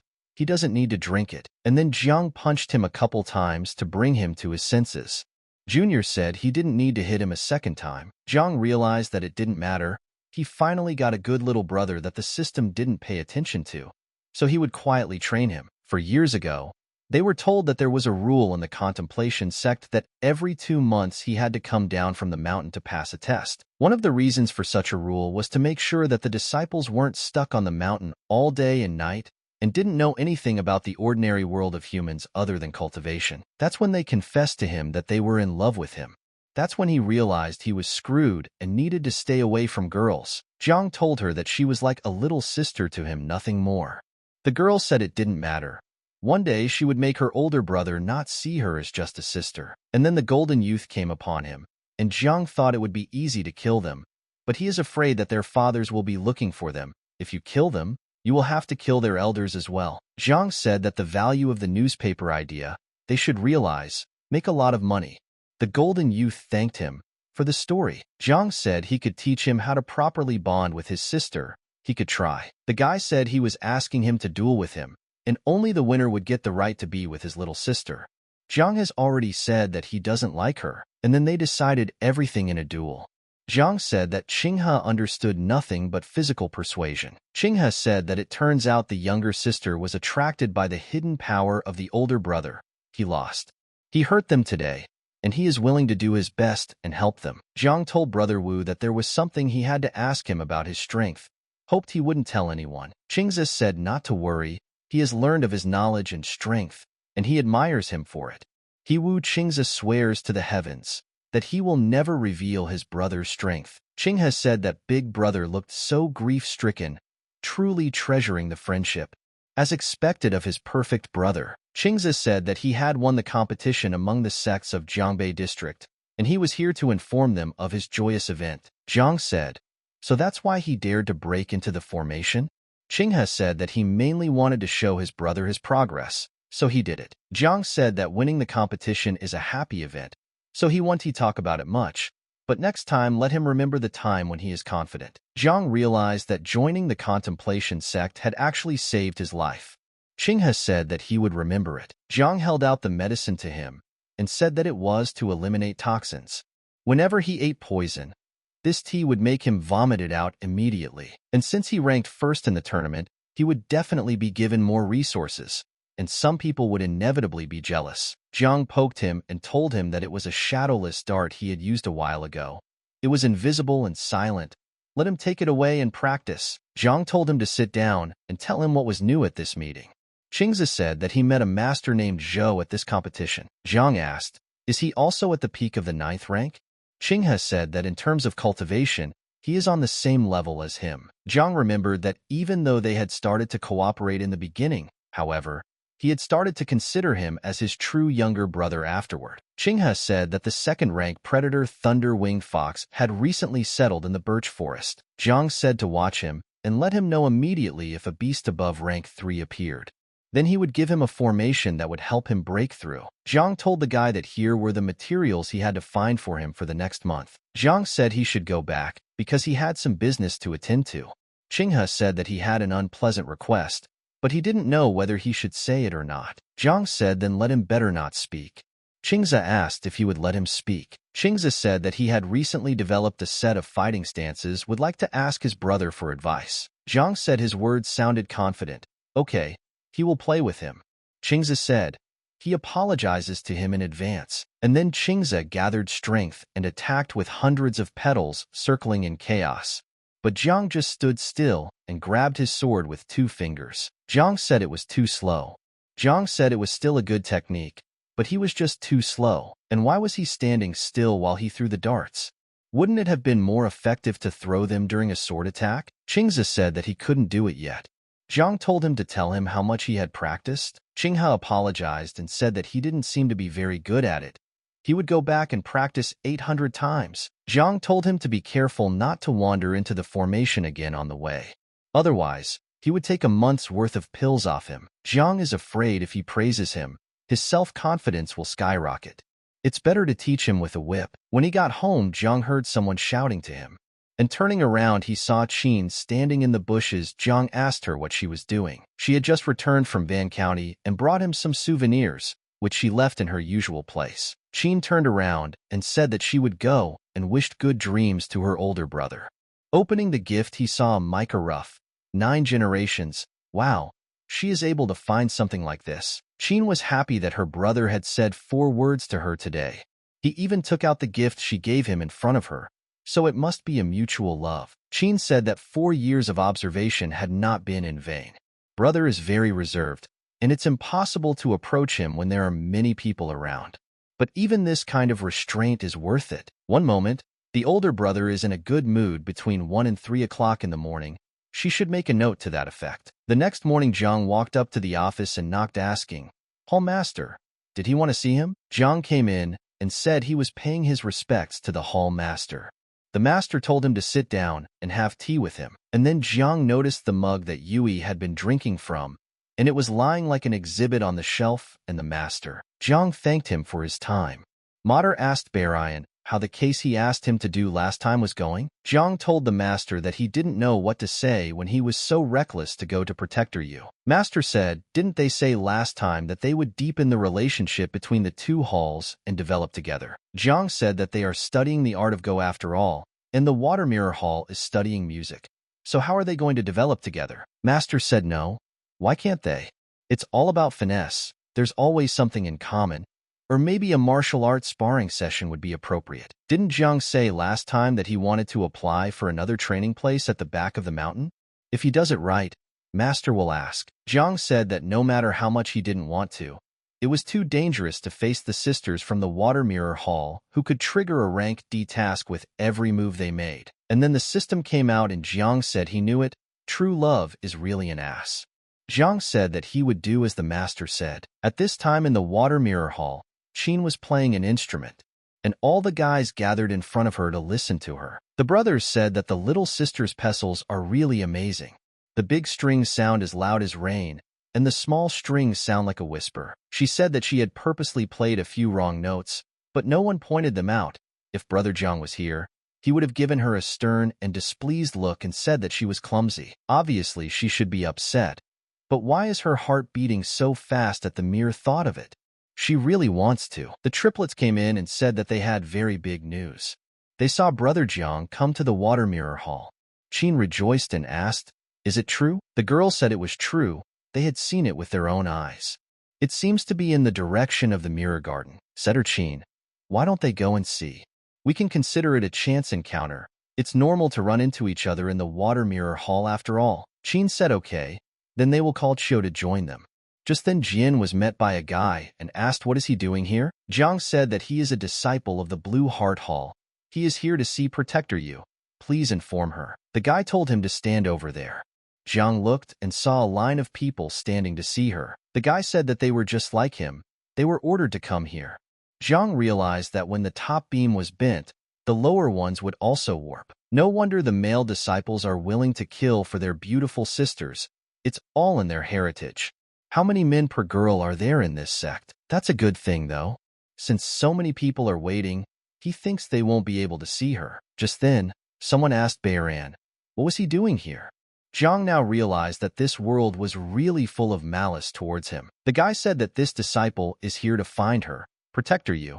He only wanted to send her a message. Yu asked Jian, was he looking for her? She understands, and told him to follow her. Jiang wondered if she even understood there. And then the system popped up and Jiang thought, does it really negate his intelligence? Damn it. Why?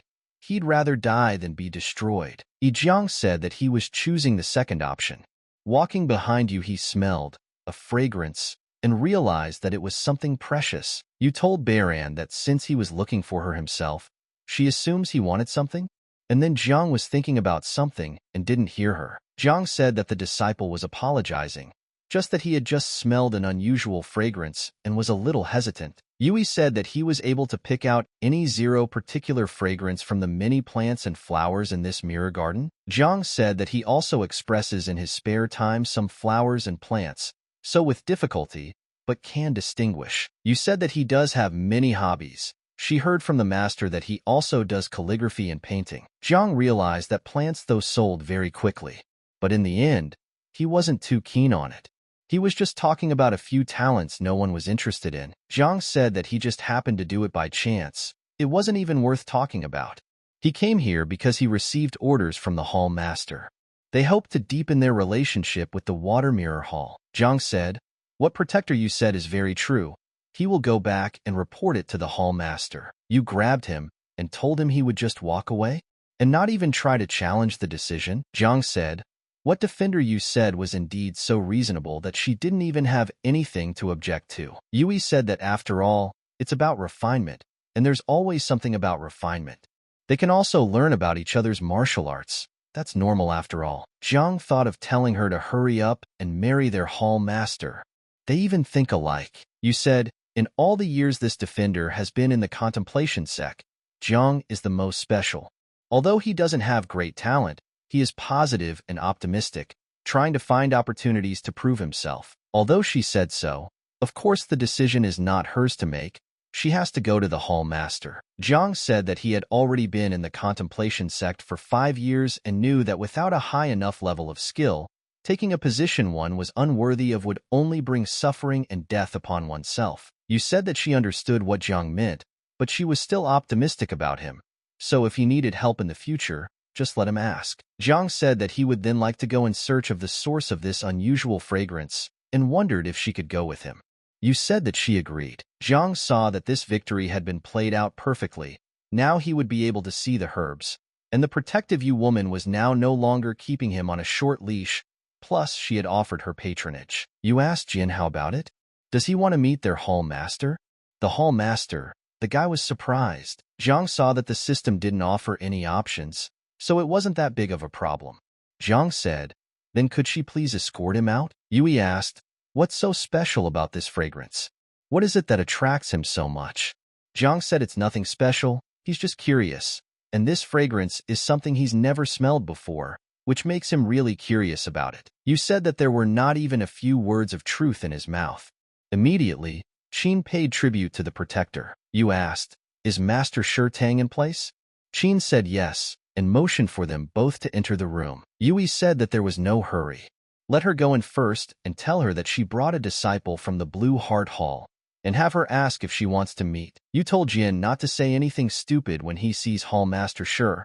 She is not good-natured like her, and in a moment, Jiang wondered about the force and didn't realize who it was. And then, someone put a hand on his shoulder, and Jiang jumped up in fright. Sure asked, "Is this the kid she brought with her?" You said yes. His name is Jiang, and he is one of the registered disciples of the Blue Heart Hall. Jiang realized that he had heard that the master of the Water Mirror Hall was a stunning personality. He had never thought that she could be so beautiful. Sure asked the registered student, "Does he have something to ask her?" Jiang said that he was paying his respects. When he first entered the mirror garden, he smelled an unusual fragrance and came here in search of it. Sure told him to go with her and describe this unusual flavor, and if he described it well, the hall master would reward her. Sure said it was very impressive that he could so accurately describe the scent of a terry daffodil among those hundreds of flowers. Jiang said that he could just smell some special plants. Shay told him to come in. She wants to see what else he can do. Qin said that this brother from the Blue Heart Hall is amazing.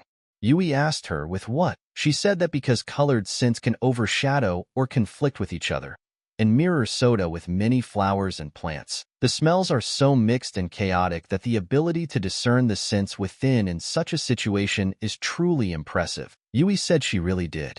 She knew there was no truth in what he said. And then they started discussing things in the room, with Jiang showing her how to do it properly. You walked up to them and asked Jiang what they were talking about. Jiang said that Master Sure said that her fern pot was a little sluggish and asked him to take a look at it. Yui said it looked pretty good. Jiang said that whether a plant has spirituality or not depends on the little things. The leaves of this plant are of different sizes and have a disorderly pattern, indicating that it is internally at odds with itself. You asked, "What should I do?" Jiang said that he was just talking to Master Sure about it, that if they wanted the plant to grow well, one would have to cut out the core. The branches of this fern look strong, but they are actually very fragile. You have to be careful not to damage the inside when the core is harvested. Yui said he didn't miss a beat. Will it sprout more side shoots as he said? Jiang said that he guaranteed that in less than 2 months, their fern would bloom. Yui said she would believe him this time. Come on, let's go. He'll help her figure something else out. Yui noticed something and asked why he was turning his face away. Jiang said it would be unseemly to keep looking. The girl asked Yui where she found such an interesting baby boy. Yui said that instead of finding him, she had to dig very deep. Jiang said that he wondered if Hall Master Sure could take him to the Terry Daffodil. He is very curious about it. Yui said that way, since he answered her question correctly, she would guide him inside with no problem. Walking into the room, Jiang saw that there were many exotic flowers and plants, some of which he had only seen in books. These are huge resources. Yui asked him how he liked it. Did he like it? Jiang said he likes it. Master Shure's collection is a real discovery for him, but unfortunately, you asked, it's unfortunate that she's not taking care of them well, isn't it? Jiang said, that disciple didn't mean to offend Master Shure. Yui said who said he took offense. She, for example, appreciates their beauty, but somehow another is responsible for their constant grooming. Shure said that she didn't collect these flowers and plants. They were all donated by other people. Shure asked the guy, does he think those flowers are wasted on her? Jiang said not really. Flowers are meant to be enjoyed. Because the Shay Hall Master likes them, their value is maintained and they are not considered a waste. Shay said he was eloquent. The Terry Daffodil he's looking for is right here. Come this way. Seeing a Terry Daffodil that's just right for the potions he's been working on lately, Shure said that if he really liked it that much, he could have the pot. Jiang asked her, is that true? Shay said sure, but she has 2 conditions, and one is, she hopes he will come and tend the flowers and plants for her in the future. Jiang said that this disciple agrees. This condition was just asking for itself. Besides the Terry Daffodil, there are several other flower pots here. Shure said the second condition was that he had to beat her in an alco battle. At this point, Jiang already agreed and stopped talking. He asked, what kind of alcohol battle? Shure said right. Alco battle. Just don't let him tell her he doesn't know how. Jiang said, he knows a little. But, Shure said no but. If he wants to get this gift, he has to defeat her in a duel. Yui said that it wasn't good to play such a game with a student of another hall. Shure said, what does it matter? So is he playing or not? Jiang said in that case, I wonder how to keep a tally of winners and losers? You asked Jin why he was falling for the hall master's nonsense. Shure said she was having so much fun. This little student is very interesting. The rules are simple. Whoever gets drunk first loses. After a while, Jiang was saying how it had come to this. Shi told him to be careful, for she was very good at it. Jiang thought that even though she smoked, drank, and got tattoos, she was still a good hall master, wasn't she? At this time, the girls were telling Sister Qin that they couldn't practice that movement. Could she give them some tips? The girl saw something and said, "Isn't this the mirror garden? She can't believe they wandered in here by accident. Why don't they come in and ask the hall elders?" The triplets asked, "Why hasn't the brother come out yet? It had been almost an hour. What was he doing out there? Could he have come out from somewhere else yet?" Qin said, "What she doesn't think. The outer hall disciples can only enter and exit the mirror surrender through the main gate." Cho said, "And maybe brother really has some important business there. Let them wait a little longer." The girl said, "Right, she may not be able to match a few sisters, but she will be more attentive and diligent." Jiang told Master Shi to make her drink. Shi said that she would not lose and drink this glass. Just then, she lit up and said, "One more time." Jiang saw that Hall Master Shi was indeed a complete novice at this. The last move was terrible. If she hadn't brought the wine herself, he would have thought she had decided to just get drunk at someone else's expense. Just then she poured into a glass and said no more. "You told her to save it for today." They had already drunk 3 pitchers. Shi told her to bring another jug of wine. Yui hoped that Jiang would help her to convince her away from this. And then Jiang told Master Shi to continue what they had started. An hour later, they were all playing, and Shi was losing. And then Jiang told Master Shi that he was here. While she was hugging the pillar already, the system suddenly popped up and said that the task was completed. Shi asked him, how did he manage to get behind her? What was with all that fast movement? Yui asked the guy, is he really going to get their hall master drunk to the point of memory loss? Jiang said to Hall Master Shi, why don't they end it there? Shi said no. She can still play. Yui picked her up and told her it was time for her to take a break from everything. Shi yelled, don't. She wants to play. Jiang thought, is she 3 years old? How did she become a hall master? Is it all because she's so strong? And then Shi attacked you and told her not to get involved in all this. Yu was frightened and managed to dodge. Shi said no one would stop her from playing today. Yu said badly, it's a crushing phoenix. Yui said that if she starts fighting with the master, let Jiang find a way to escape. Jiang said that's what he would do. Yui was surprised at his decisive answer. At a moment like this, wouldn't one usually ask if there was anything she could do to help? Shi said, she wants to see who dares to stop her from playing. Yu began to apologize to Master. Jiang was surprised and wondered if he should leave now. Suddenly, everything quieted down and the fire abruptly disappeared. Jiang asked what happened to Hall Master Shi. You said that everything was fine. The hall master was just drunk and sleeping. Jiang saw her tattoos and realized that it was a beautiful drawing on her arm. But then he was surprised that it was drawn. The girl said, why don't they walk up to the entrance of the Blue Heart Hall next time and meet him by chance? Anyway, the lines are worked out. Just need to change a few names.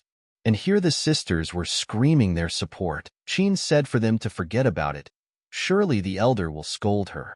It's time for them to go to class. Let's go. Shay was saying in her sleep for Daddy to let her play a little longer, just a little longer, and she was begging him. Jiang told Yu's protector that then he probably wouldn't linger any longer today. Yui told him to wait and said that usually the hall master isn't like this.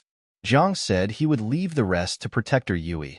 This disciple needs to go. Jiang thought, here you go, listening to a Shin-level story. There's something about this hall master. You also thought that he was indeed very different from an ordinary disciple. The girl was telling Mumu to go back together while Mumu watched something and studied it. Mumu smiled and said okay. The girl said she had such a healing smile, like a holy maiden from the Contemplation clan. Mumu and the girl were seen off, and the boy said he would love to go back with her in the same company too. She's like a fairy tale fairy. And then the girls met Lin's sister. Lin was surprised to see the boys in front of her and asked how they were doing. The girl said to Sister Lin, thank you very much for being their chaperone and giving them all high marks. It's a small token of appreciation from a few of them. She hopes her sister likes it. Lin said they did well. They are much more resourceful than she was during her first challenge. That was all of Big Brother's admonition. He said that next time, for them to remember, not to eat mushrooms in the wild when they see them. And of course, all sorts of little heartwarming details that are beautiful and silent. Lin said it gets cold very quickly in these mountains. It really makes you feel very safe. And that's the glory of Big Brother. The girl said to Lin. Can she hear what is being said to her? Lin apologized and said that a lot of good memories suddenly came over her, and she thought a bit. Could she open it? The girl said yes. Opening it, she was surprised. She said it was a spirit rhyme gem. She had heard that it could improve the surrounding aura just by being in the house. It transforms a room into an aura-rich practice space. It's quite a rare treasure. In fact, the snacks her little sister made last time, she likes them more than the cultivation items. Therefore, can she ask for a change, guys? The girl said okay. They will go back and do it now. She will bring it to her tomorrow. Lin said she was looking forward to it. People started talking behind her, and Lin said that she should follow her older sister's example and work hard to get a place in the tournament. Upon arriving at Lin's cultivation place in the middle of nowhere, Lin noticed that brother was actually here. She took his stuff and said it was his big brother's scent. He did take the initiative to ask her out. Lin thought it meant making a covenant of 3 lives. As she dressed, she realized that her brother liked this style. Jiang thought, should he go to the Water Mirror Hall today? No matter, he would start by going to the mountains for reconnaissance. And then he saw Yui and said he was paying his respects to her. You said that the head wanted to see him, so he should go with her. You said, isn't he curious about what happened after he left yesterday? Jiang said correctly. Yui said whether she should tell her that he is very cunning or not, he just doesn't have desires and aspirations. Jiang said it's much simpler than that. It's just the fear of death. Yu couldn't help herself and started laughing. Is the contemplation sect so dangerous in his eyes? Jiang said no. The whole continent seems dangerous to him. Yu said that he is right. The sect's rules that disciples must ascend the mountain every month is wrong on the development of this realization among the disciples. So, Zijin and the others are very simple-minded. She was very concerned about their trial, and just by chance she met him. This is also a kind of fate. Jiang raised his hands and said no, it's just a coincidence. Yui told him to forget about it and walked in. Sure asked Jian why he didn't pick up the daffodil yesterday. Jiang said that this disciple was too drunk and doesn't remember anything from yesterday. Sure laughed and said she told him she was very good. How about this? Do you want to do their fight again tonight? Sure said that she heard from Protector Yu that she was the one who got drunk first yesterday, so he could have the daffodil to himself. Sure told him to remember to look after the flowers for her. Jiang thanked her and said that the disciple would remember that. Sure said that they can go now, and she will continue drawing. Sure asked Yu, doesn't she have anything to do? She remembers that she's in charge of the hall rounds today, right? Yui said that she had left the hall patrolling to protect her son, so she would be here for the rest of the day. Sure told Jiang to figure out how to convince you to leave, and they'll keep playing with him like yesterday. Shay asked him, does he not know how to use covert communication yet? But let him listen then. She would tell him how. Jiang told you that the head of the hall said she wanted to continue with yesterday, so he hoped she could refrain from interfering. You asked the head of the hall, did she forget about their pact? Sure said to listen to her. It's not about that. It's about Jiang saying stupid things. Yui got angry and looked at the head of the hall. Sure lowered her head and said that she was wrong. Jiang saw that these two were nothing but pains in the ass. However, it was easy for him to get the seeds. A week later, Jiang was in a garden, a purple bamboo garden on a mountain slope. This was Jiang's place of cultivation, and he brought his terry daffodil back to his home. When he looked at all the plants, he was very happy, for they would soon begin to bear fruit and be useful to him. Taking the worm in his hands, Jiang spoke. How does he see such a pleasant environment? Does he see how well he is being treated? He's in a better mood than he thought. But alas, space is still scarce, especially after he brought flower seeds from the head of the Sure. With a batch of cuties about to be dispatched, he fears that the aura in this courtyard is a little insufficient to share. But let it be. There's always a way out. We'll live to see, and then we'll see. And then he was told that the master of the hall was calling him to him. Jiang said he was on his way. That obsessed sleazeball. After all, he can't hide forever. As he arrived at the door, Jiang realized that he couldn't avoid it. Suddenly, the door opened in front of him. Master said that he knew Jiang could do it. He was truly the best disciple of their hall. Master said he was standing pillar. Protector Yu agreed to cooperate. Why didn't he tell him earlier when he handled everything? Master said he had been worried about him for the past 2 days. No, I mean he was worried about him. Jiang thought that the female protector had actually agreed without any persuasion. The master said that as they agreed, he would give him another plot of land at the back of the hill. Don't worry, it will have more aura than the one he has now. Jiang saw that indeed, everything had succeeded on its own. Just 2 days ago he was worried about the lack of space, and today there was already a better place on his doorstep. Master said that Jiang should be more careful about this in the future, since he was the one who made this collaboration possible. In the Water Mirror Hall, Yui said that the lesson was over, and they had a friendly match at Blue Heart Hall in 3 days. They are hoping to keep things on their best behavior at this time, so as not to embarrass their Water Mirror Hall. Is the Blue Heart Hall something great? Why the sudden need for a friendly match with them? Qin thought, isn't the place where Brother Jiang is now the Blue Heart Hall? And then the triplets immediately started smiling. Yui told everyone to be quiet. The reason for this friendly match is that the hall is interested in cooperating with the Blue Heart Hall to develop and learn from each other. Chiu asked, could it be that their sincerity touched the heavens? The triplets said that it must be fate. Qin said that she thought they needed to have a small meeting before they went to the Blue Heart Hall. And then the triplets raised their hands and talked about who would be responsible for what. Qin asked what the incense burner was for. The girl said to create an atmosphere. And then Chiu said then she is in charge of the place, so let's talk in her room. Qin said that she would then be in charge of asking questions and taking notes. Meeting in Chiu's room at 11 o'clock. The triplets came into the room and said it was a lot of fun. She wants to do it again. Let's change the code word to match. But alas, they are not here to play. They have things to do. This is the steamed cheese with sugar she brought, and it's delicious. Qin told her to put it on the table. Qin said that they were going to discuss various precautions when dealing with her brother today, so she would cover a few points first. Qin said that first of all, in the first part of the elder brother covenant, one could correctly say what they had learned. No one needs to be told what he did. Apparently, the brother doesn't want outsiders to know that he is very competent and good at various techniques. Qin said that she wrote some things that Big Brother is good at, so let the girls familiarize themselves with them. The girl said Bart is just as good at cartography, painting, and calligraphy. Qin said, right? Qin asked her if she remembered the blueprint book her brother had given her. She has since checked it, and it's not even on sale. She thinks her brother wrote it himself. The girls were all surprised when they heard this, and they all gathered in a pile. Qin opened her notebook and decided to show everyone. The triplets said it was a great drawing. She spent 2 years learning to draw at home, and it's hard to imagine it being a practice card. And the handwriting on it is so beautiful, as if written in calligraphy. The older brother is really incredibly talented in all areas, and it seems like everything the older one knows, he's sure to know how to do, which is awesome. Qin asked if there was anything to add to what she wrote. Chiu said that she had something to add. Big Brother, he should be able to make hidden weapons.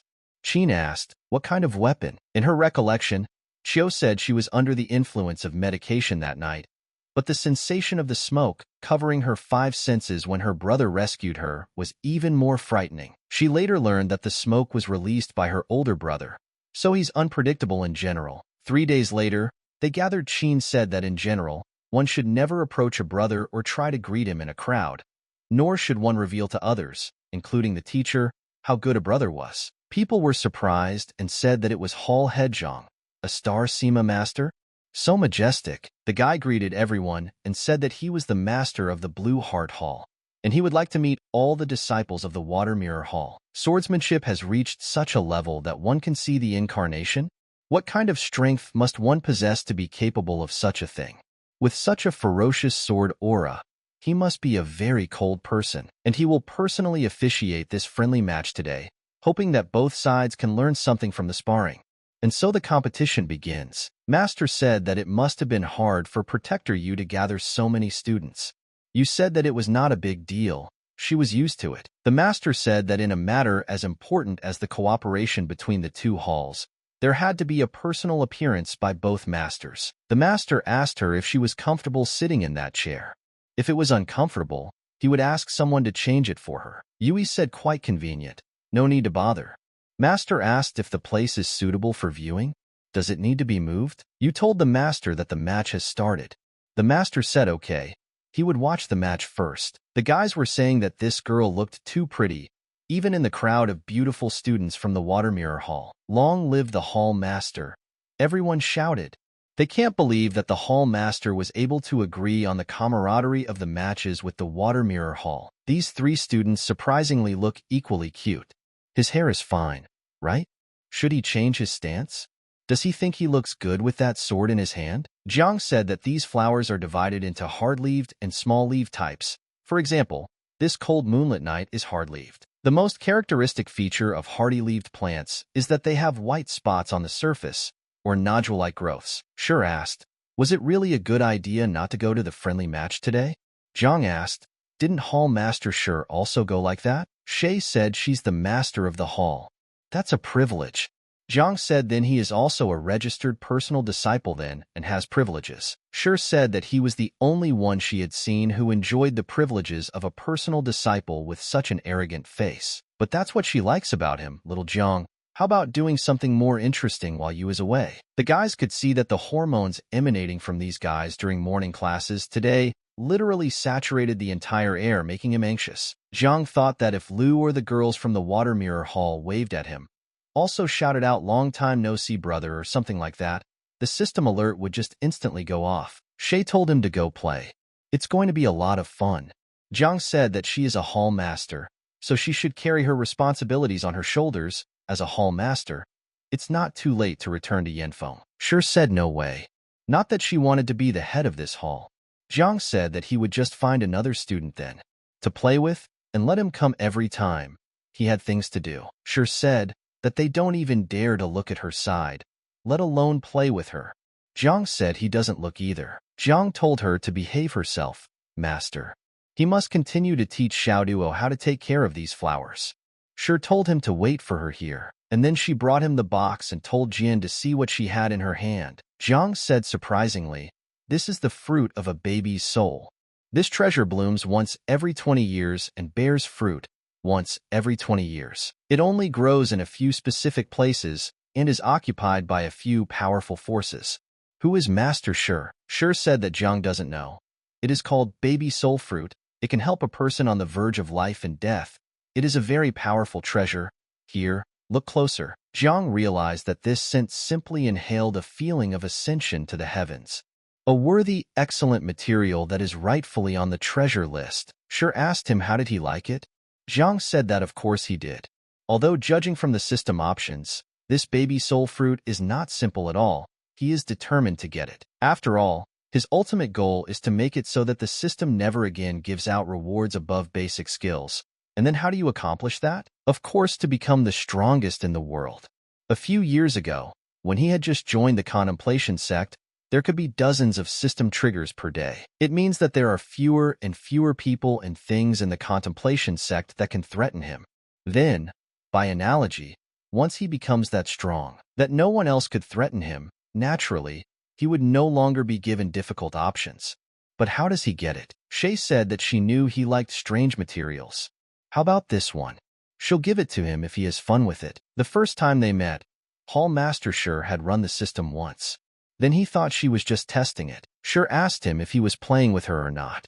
And then Jiang decided that he would play with her. That's too generous an offer. But then Yui walked up to the house and began to hear voices as Sure yelled for more to be poured. Yui thought that she was so awkward at the interaction, and she means she's having fun here, and suddenly clenched her fist. She couldn't help herself and broke the door down screaming, to the master of Sure Hall. But she was surprised to see the guys playing the game. Sure said that Protector Yu had returned and thanked her for working so hard today. Yui said to the hall master, didn't she promise her that she wouldn't fool around with her student anymore? Sure said she wasn't fooling around, just having a little fun. Also, she listened and didn't drink today. Jiang said they could play if she wanted, but no alcohol, otherwise no games. And then Sure got excited and agreed. You said to Jian, why is he fooling around with the hall master again? Hadn't she already told him earlier? And then Jiang realized that it looked like Protector Yu's promise to cooperate with the Heart Hall was more or less an element of forcing him to practice. Looks like he should once again clarify the details of their relationship. Jiang sat down at the table and asked Sure if it was more or less. And then Yui got angry and could have exploded in a moment. Jiang asked Sure, does she not want to play anymore? Then the student will leave first. Sure told him to wait. She bets for more. It should be more this time. And then Jiang took the mug and said that she had lost. Shi stood still, and Jiang slapped a piece of paper on her forehead. Shi said it was her turn to shake, and she saw you, and asked her, does she want to play with them? You slapped the table and said she was talking to Jiang. Jiang said it was the only way to avoid the two halls competition. You asked, is he angry about the cooperation between the two halls? Jiang said correctly. Yui said she's doing it for his own good, so that he's in good standing with his hall master. Jiang said then she might think he's just picking on her. Yui said that she recognized that this cooperation agreement by the Blue Heart Hall did have the intention of targeting him. Shi intervened in their conversation and told them not to fight. Yui said she apologized for that, even though she knew he had his own way, tried to impose her way on him. Jiang realized that there was indeed a deep chasm here.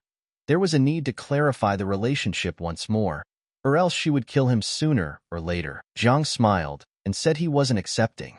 You asked him why? Jiang said why should he forgive her just because she apologized? You said she didn't do anything too serious, did she? Jiang said that he was very grateful to protector Yu for caring about him so much. He spoke to her very frankly, and he also no longer intends to treat her as an elder she can have a heart-to-heart talk with. Shi was surprised and said, would a normal person say something directly? And then you wanted to say something, but Shi interrupted her and said that it's not good to quarrel. Jiang asked Shi, does she want to continue? Jiang said that it wasn't a fight. He just brought clarity to their relationship. You said that she apologized for being too selfish this time and not living up to the trust he had placed in her. You asked if she reformed. Would he forgive her this time? Jiang said that in that case he would agree. Yui said okay. Then she decided to prepare a good compensation for him. He would really like it. Jiang asked Defender Yu if she would like to play a few games with them. Shi said to play a couple of games together, and then Yui got angry and started yelling that no more games. Jiang said okay. Then he would go first. As he was leaving, he heard Shi asking him not to leave her alone. At that time, he wondered what kind of compensation she would give. The next day, Shi came in and asked Jian what they were going to do today. Jiang asked her, maybe fishing? Shi said no. What's the fun of just sitting around doing nothing? She wants to play poker, go guessing. Jiang saw that she was indeed an interesting babe who didn't like wine, but was looking forward to getting drunk. She carries a pipe with her, but there's some nasty stuff inside. He thinks it smells like cigarettes, but is not addictive. She's terrible at games, but wants to play every day. She seems like a rebellious girl who grew up too fast. Jiang asked Duo, do they have fish in the kitchen? Duo said yes, there are a couple of bass. So he told her to take him there. Shi asked Jian, is he going to cook? Jiang said yes. Does she want to try it? Shi said sure, and told her to go. After arriving in the kitchen, Jiang started cooking. Shi asked, what's in this bottle? It smells so good. Duo said she had never smelled such a fragrance. She asked her older brother what it was. Jiang turned around and said it was a secret, and decided to cook the fish in a hurry. Shi saw the dish and asked if she could try it. After tasting it, they were both surprised. Shi said the crispy crust and the meat emitted an unbeatable flavor. It's so delicious. Duo said too that the fish tastes amazing. Just explodes in your mouth, a burst of flavors. Shi told Jiang to cook them 2 more fish. Jia said that freshly caught fish from the river would taste much better. Would she like to go fishing? Shi raised her hand and said what she wanted. Jiang saw that he didn't have the health to play and drink with her every day, so going fishing for a change wouldn't hurt. But then Yui came in and said that she could smell a wonderful aroma here. What did they cook? Shi said Jiang cooked perch. They were going fishing.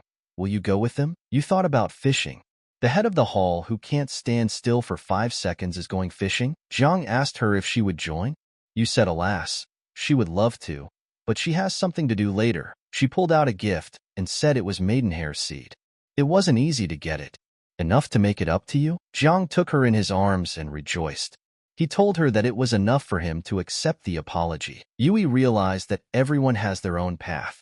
She would only make things worse if she forced him to follow a different path. They were bound by fate, but she had to give him the right to choose. You said she decided to go fishing with her to keep her from gambling and getting drunk, and she wants to eat the base he cooked. Just then, Jiang found a new place to cultivate. Jiang stood above the ground and began to sing and rejoice. But then someone shouted the name of Zhao Zhao. and then a bird flew in with a letter, and Jiang took it and said it was time to go out for a walk. Jiang immediately decided to go to Mingsue City, and the guy immediately headed to the restaurant. Once inside, Jiang said that he had come to meet a friend. His last name is Lu. The guy said he was upstairs. Lu saw Wang and said he was here.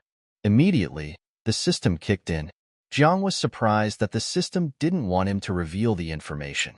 Someone might interfere with them. So Jiang decided that they would just chat with him and observe to see if anyone suspicious was around. Jiang asked him, had he heard about the disaster in Hudong City?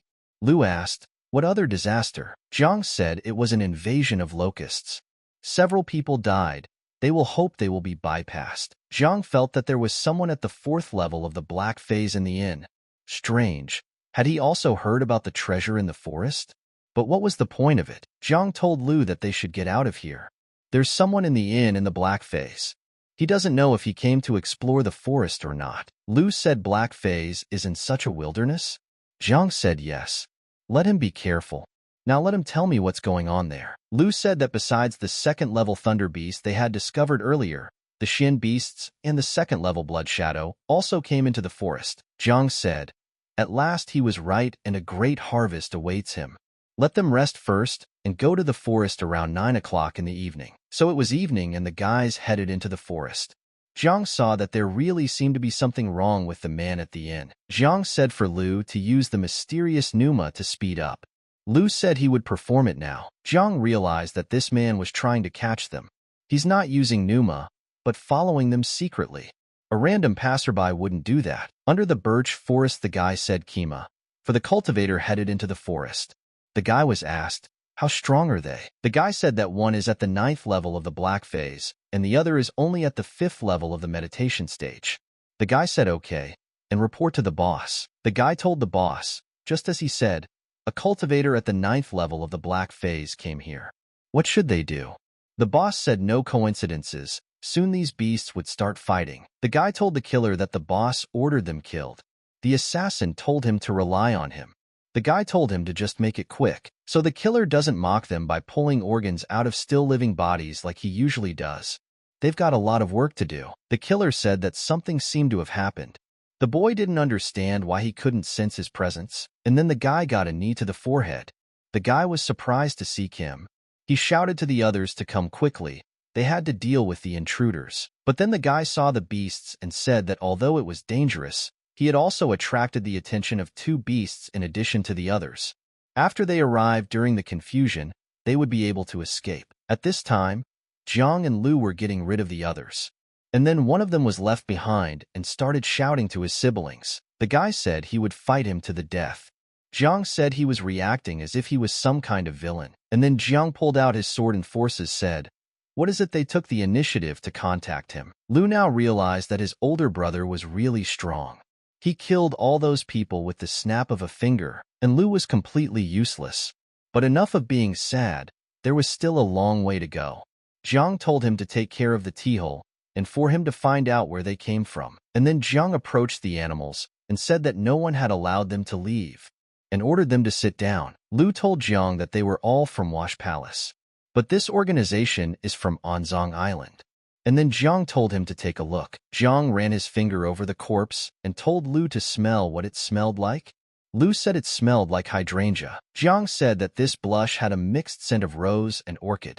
He didn't think it was possible to buy such expensive cosmetics in Mingsue City. Where does Lu think the nearest place to sell them is? Lu said it's Manhwa City. Jiang said the correct answer. They might not have bought them there, though. So Lu has to go there and find the clues. Now have him repeat what he told him before. What's the purpose of their investigation? Lu said, if possible, to make a profit, but if not, to remain vigilant. Then Jiang found the coins and asked Lu where the coins were from. Lu said it was from the Anhu region. From the looks of it, these must be from Beishan City. Jiang asked Lu, did he figure out their route from the island to here? Lu said yes. They had to go through the Wusong passage. Jiang told him to hide the coin, and at the same time said why. Lu said that they shouldn't use hometown coins to buy things outside the hometown. And then Jiang pulled out a portrait and said what kind of freak is this? But it looks very familiar to him.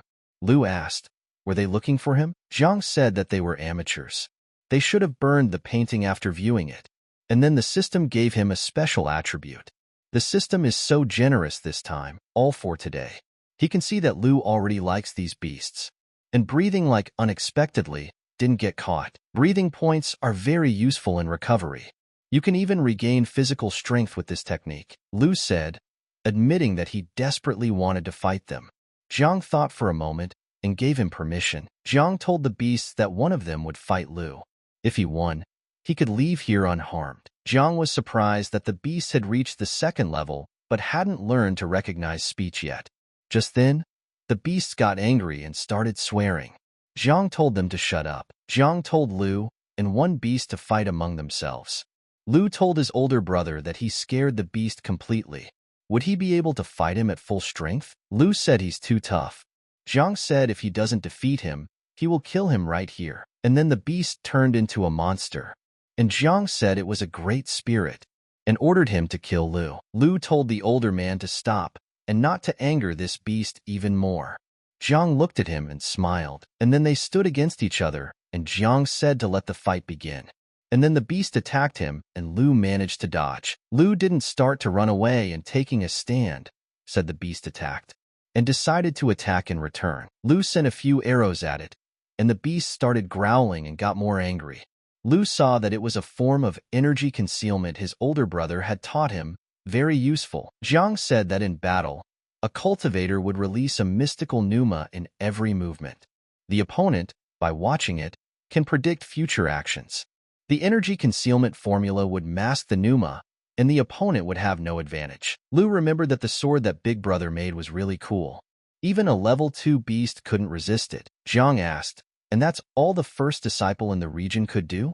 Just then, the beast attacked Lu, and the guy saw that his business was not good. Lu drank the pill and went straight for his sword. Just then, he saw that a third beast had appeared.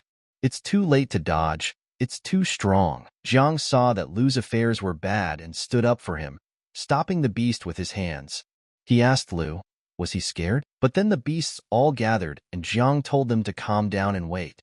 Lu thanked his brother. Jiang told Lu that he still had room to grow. Looking at the beast said that he was brave too. He thought the beast would hide behind a rock all the time. The beast began to snarl, and Jiang told him to calm down, or he might tear his favorite clothes. Jiang couldn't help himself and punched him, and told the beast to just stand still. But the beast started growling, and Jiang said that it was very defiant. Red Mystic Pneuma. Jiang calmed down and said that he would give the beast a chance to attack him with all his might. And then the beast obeyed him and stepped back. The beast gained strength and attacked, but Jiang saw this and slapped his hand. Jiang told Lu that he had said he wished to ride a special beast. Lu said he would like to, but he could hardly control it. And then the beast pounced again and got a slap from the guy. Jiang said that was okay. Let Lu just keep trying to tame him. So Jiang stood in front of the beast and asked what he would do to him. The beast moved back to the tree and started scratching it. Lu said that it seems that although he doesn't want to give up, he knows he can't win. Doesn't know what to do and is going crazy. Jiang asked Lu, does he want it or not? Red Pneuma is unique. It has great potential. Lu said of course he wants it, but he won't be able to control it if he's not around. Jiang said he would have to train him properly then. And then Jiang walked up to him and said that he wouldn't hit him. The beast tried to run away, but Jiang told it to stand still. It wouldn't be able to run far anyway. Jin kindly told the beast that he could see that the beast understood his speech. Let us shake hands with each other. They shook hands and Jiang said the animal is a good boy. Jiang told Lu that he was watching. Let him keep fighting. After 5 minutes, Lu was exhausted and was able to overpower the beast. Jiang said that he had won. Lu said through sweat that it was very difficult. He had disappointed him. Jiang said okay. He had defeated a beast a level above his own, but also made a few mistakes in the process. Let him keep practicing when he comes back. Jiang told him to rest here for a while. His wounds need to stabilize. This energy harvesting pill will protect his heart. Jiang looked at the beast who was lying down and resting. He said that the beast had also fought well and praised it. Jiang looked at it and said that the mystical fire essence in the bodies of Shin beasts is a marvelous material.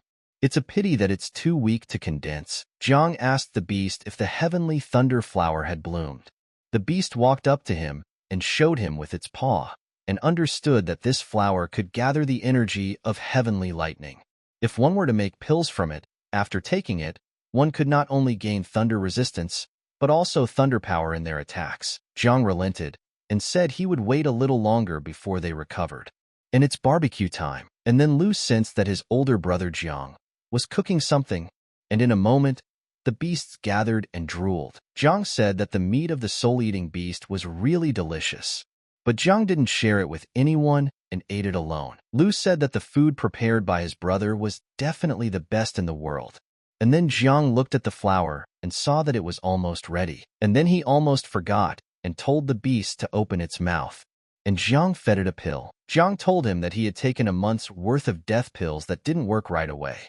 After 10 days, his pneuma would rebel and tear him apart. If his body is strong enough, he can survive this condition, but he'll still be dead in a month. The beast started growling at him. Jiang told him not to worry, there is an antidote. As long as he came to this forest once a month, he would give it to him. Lu asked, "Who is he?" Jiang smiled and said, "Who else but him? Let the beast take the antidote 17 or 18 times, and the poison will dissipate. In the meantime, let's go check on the thunder flower." And they all walked towards the flower. When Lu saw it, he said he could feel its power even from here. Jiang looked at the flower with a glare and told everyone to retreat immediately. Just then, the system said that the task was completed. Just then, Jiang saw the smoke above and recognized it as the heavenly tribulation. Damn it! Awesome, this flower is really unique. But the lightning bolts from this flower never stopped. Jiang said that this spiritual flower was going through the 9th level thunder tribulation. Jiang told Lu to get rid of the bodies, and the Bart would be here soon. He told the beasts to help him too. Putting on his gloves, Jiang said that of course, such crazy and bright thunder would definitely attract someone's attention. This flower is truly extraordinary. It has completely absorbed the power of thunderous grief and was able to digest it. And then Jiang had accomplished everything, and it was time for them to go back. He said, the beasts could go too. They were free to go. Jiang approached the beast and told it to remember to come here once a month, and said goodbye to them. Lu told his older brother that it was all they had. Jiang said the weapons and medicine were worth something. We'll take them with us and see how to sell them. And then they started running home. Lu started lagging behind and asked his brother to wait for him. Jiang asked why his speed didn't improve at all. He practiced very hard. It's just that Jiang is too fast. Jiang asked him if he was sure. Lu said he was right. Lu himself is too slow. He will train hard in cloud movements. Here they got to the sect, and here Jiang didn't have time to go back, and the system immediately offered him a task. Jiang told Lu to go back to the mountain alone, while he went around it and took care of some business. Jiang told him that the white bottle contained the antidote and the gray and blue bottles contained the special beasts. Now it's up to him to tame the blood shadow beast. Lu thanked him and asked Jian, was he going to leave him alone? Alone with that beast? Is he afraid? Lu said that he can't win if he gets angry at him. Jiang said not to pretend. Lu said he promises that he will conquer him. Jiang said that's more like the truth. Lu told Jian that here is the material he asked him to find last time, but he is still waiting for news about Silverbone or in other kinds. Jiang said fine, but why didn't he give him all of them at once? Lu said that after the battle with the Thunder Beast, he felt a breakthrough coming, so he planned to enter closed cultivation for a while. It seemed to him that he might need them during this period. So here you go. Jiang said that he had wised up. Then go report your business first and come back. Lu saw that his older brother is musty, respectful, and indifferent to fame and fortune, the standard of what he wants to be. Arriving at the back mountain, Jiang was surprised and couldn't believe it. Could it be that this thunder flower was still summoning lightning? But then he said to stop by. There's no rush. There'll be a better place later. But then Lu came running in to his brother. Jiang said what was he doing so fast, and had he done everything? Lu said he had done everything. After arriving at the place, Jiang began to lay everything out and build his magic map for cultivation. Lu walked in and marveled that a Bart could set up this array, and even with such priceless talismans, it looks like it's specially prepared for his breakthrough. He's very touched. I swear I'll be loyal to him until the day I die. Jiang told him to cut the crap and sat down next to him. Jiang told him to activate his energy. Jiang saw that the array was complete and said that the rest was up to him. Just then, Lu thanked him. Lu realized that he couldn't let his big brother down this time and would definitely break through. Jiang went outside and saw a crowd of people gathered. Jiang was surprised and asked what was wrong. Jiang asked the guy why there were so many people here. The guy said that he had come to play chess with the representatives from the Blue Heart Hall. Jiang said that in the 5 years he had been here, he had never imagined that there were so many people who loved chess. The boy said that there were more and more of them, thanks to the efforts of the Blue Heart Hall and the Mirror Hall. Jiang watched and thought, don't they need to practice? What kind of master? What kind of students? There's no control at all. Sooner or later, the Heartbreaker sect will fall apart because of this. Jiang headed to his house and found a note. He said it seems Yu Young sent him her work to criticize. And then he rejoiced that the letter was from Lu's older brother. Jiang slammed the door and walked out. Jiang came to the Hall of the Flying Feather. And then he knocked and asked, "Who is there?" Jiang said he was the one who came. The guy opened the door and saw Jian and said he was back. Jiang said that he welcomed Lu's older brother. Lu said that he had heard about his cooperation with the Water Mirror Hall. There were many more people in the Blue Heart Hall. Jiang asked, was he looking for him? Lu said a little embarrassed, but he had used up all the flavor pills he had given him earlier. I'm afraid because he couldn't find replacements. Once again he asks to bring them. Jiang told him not to be shy. Here, keep the 2 bottles for now. He'll bring more later. Lu said that it's not worth it. It's enough. He can't just accept them. This is the mental cultivation method he accidentally found. Take it with you and read it quietly. Maybe it will suit him. Lu said that he would soon enter closed cultivation. If he needed anything, he could find Big Brother Ku. Jiang asked him, was he going to break through? Lu said not really. He had learned something new about the cultivation method and wanted to quietly practice for a while. Jiang said that in that case, he wished him good luck. After this closed cultivation, he would be very close to a breakthrough. He should make preparations beforehand. Needing the phoenix flower, he would try to look for it in the Mirror Hall. That same day he went there and Madame Sure was told she had a visitor. The girl said no. It's the guards. Chaotic Star Hall. Tang. Sure said for the servant to say that she was out. The servant said that Senior Yu said that if the elders from other halls came to see them, they should meet them out of courtesy. Sure said he could come in. Sure asked the guard Tang what brought him here. Tang said that the hall leader sent him to discuss something important with them. Sure said maybe it's the head of Li, so wants to team up with them. Tang said that was true. He came for that. Shay said he came today for nothing. They are not going to unite with any of the halls for now. Tang said for them to listen to his proposal first. Shay said she didn't need to. She has already heard many suggestions. But he is not going to team up with anyone. The servant said that Guard Yu would be very proud of her if she saw the current performance. Sure said that she was tired. Why hasn't Jiang still come to see her? She wants fish. Duo said that Big Brother Jiang said that he was very busy. Just then, Sure ran out and met Jian. Sure asked him why he didn't come to play with her yesterday. Jiang said that he told Duo that he had to leave on business. Shay said whatever. He told Duo, not her. He has to play with her for the rest of the afternoon and make it up to her. Jiang said no problem, but he needs to take care of the flowers first. Let him play first. And Duo was already watering them in the morning. Jiang said no, straight to business. They had an agreement. Jiang thought that it looks like these precious and delicate flowers will soon be ready for pollination. How troublesome. None of them can be propagated by cuttings. Sure asked him if he was done. Jiang said yes, and by the way, he brought a new toy. Sure told him to tell him about it. Jiang told Duo to come over too. The 3 of them would be more fun. Sure said these are precision work. Did Jiang carve them himself? Jiang said yes, if you like it, he can send some over. Shay said she really liked it, and asked what is the name of the game? Jiang said it's Heroes and Exploits. Just then, Yui came in and got angry that she had been plowing like a horse all day, and she dared to have fun. Wait, Ka. It's Duo's voice. She felt like she should be guiding Madam in the right direction. How come Duo was now playing with them together? Yui burst into the room and asked what was the game this time? Duo said she was welcoming her. Yui asked how could she join them? Jiang said, why doesn't she join them? There was just one person missing. Yu asked Jin if he had become braver. Jiang said that it was called Heroes and Feats, a game from Fuzjarian. Yui saw that Madam has been giving up her bad habits lately. She stopped putting tattoos on her body, and the opium pipe is gone too. Dresses less provocatively. Sure told Yui to let her finish this route. Yui said, giving her permission. Sure tuned in and said that she could always count on her. Come on, duo. Roll the dice.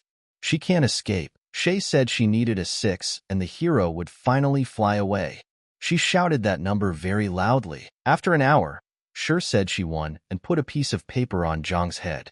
Zhang said he was surprised that she was so good at this game. Shay said that she was talented at everything.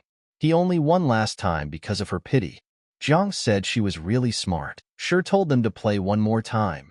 But then Yui got angry, and Sure told her to calm down. Zhang said he should go already. He wasn't done with his business for the day yet. Sure said to then make sure he comes tomorrow morning. Zhang said he didn't promise, but he would try. You caught up with him and thanked him for trying so hard these past few days. Zhang said that he was just entertaining Madame Sure. Yui said she could clearly see if he was entertaining her or trying to help her. Does he think any random person can entertain the head of their gala so easily? You asked if Zhang knew why she allowed him to stay by the leader's side. Zhang said he didn't care. Yui asked him why he refused to discuss it with her. Zhang said not to let her make things difficult for him. He feels it's too dangerous and doesn't want to be involved. Zhang thought, if it wasn't for the spiritual fruit, he would have run away. In any case, the system didn't offer assignments when he helped her with her bad habits, so it didn't matter. He also helped with his daughter's upbringing. Doesn't he owe him a favor? So now he has the support of another powerful figure? You said that Head Zhang asked her to tell him to stop by and see him.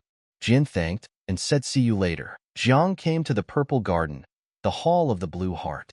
He asked the head, did he want to see him? The master told Zhang that it was so difficult to meet him. Zhang said so that there would be no misunderstandings, he would tell him the truth. Zhang said that for the sake of their alliance with the Water Mirror, he made a promise to Madame Sure to constantly take care of her flowers and plants. Master said not to be so serious. He was just joking. He always appreciated his contribution to their hall. Master said that it must have been hard for Jin these days. Let them drink some tea together. Master said that he had summoned him for a matter. Recently, the Moon Sect head had finally broken through to the Black Phase stage and emerged from his closed cultivation. By the way, it's his 100th birthday.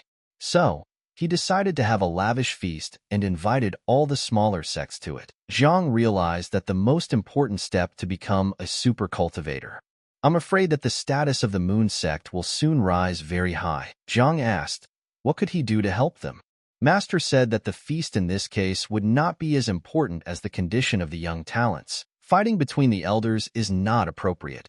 So they decided to watch the younger generation compete vividly. And he knows what Zhang is thinking. But these competitions aren't just fighting competitions. In addition to the military, they will include competitions in music, drawing, and chess. The sect with the highest score will win, and to show their strength, the Moon Sect has prepared a big reward for the winners. Unlike many people, he knows that Zhang is the best at chess in the Zongbei region, and even in the entire state of Foam. And he wants Zhang to participate in chess competitions on behalf of their sect. But then Zhang saw that it was nothing.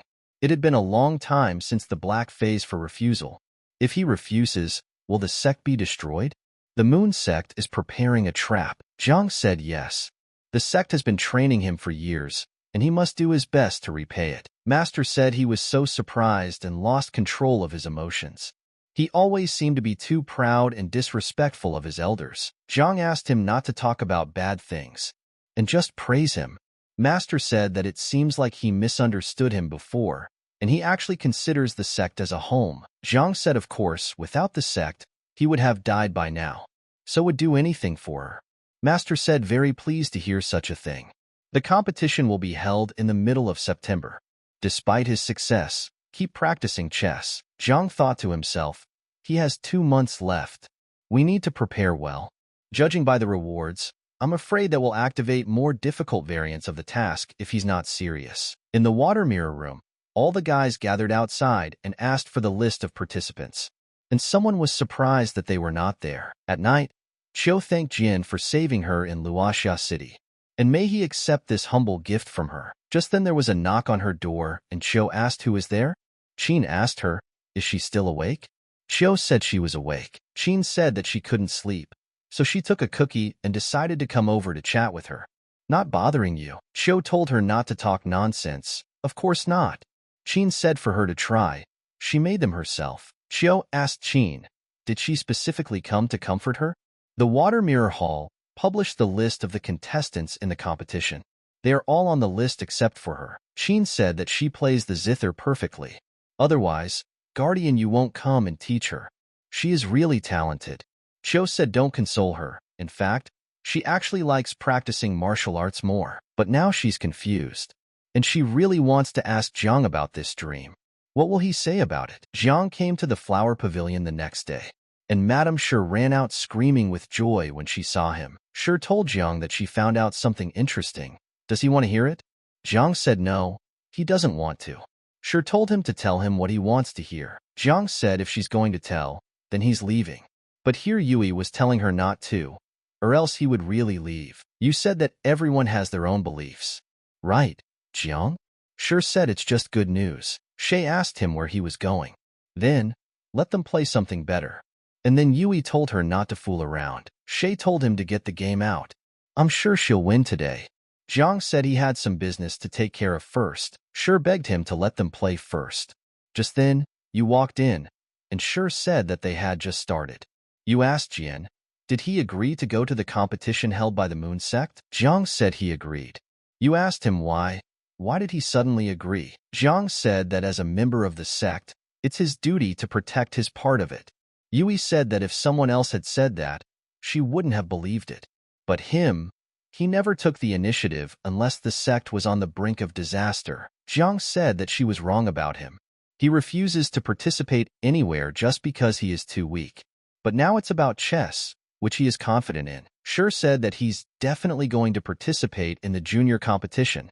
It's really too dangerous with his physique. Does she want to give him a weapon for self-defense? Jiang looked at the system and thought, what's wrong? This time, the choice should somehow affect the competition, but if he chose the safe option, everything would be fine. Jiang told her that he would be grateful for the weapon he had been given. Yui thought and never understood the course of his thoughts. Shi asked, does he want to get a gun? Let him make her happy first then. Immediately, Yui coughed. Shi said, how about this? If he can show her a more interesting way of this game, she will give him a marvelous weapon. Jiang said they had a deal. Shay says it's time to start, but first she's going to show him how easy it is to win. First round to start. Leaving Yui told Jiang to stop coming to play and spoil the madam. Jiang said he understood her. Coming home in the evening, Jiang picked up the book and never thought that there was such a mental cultivation method.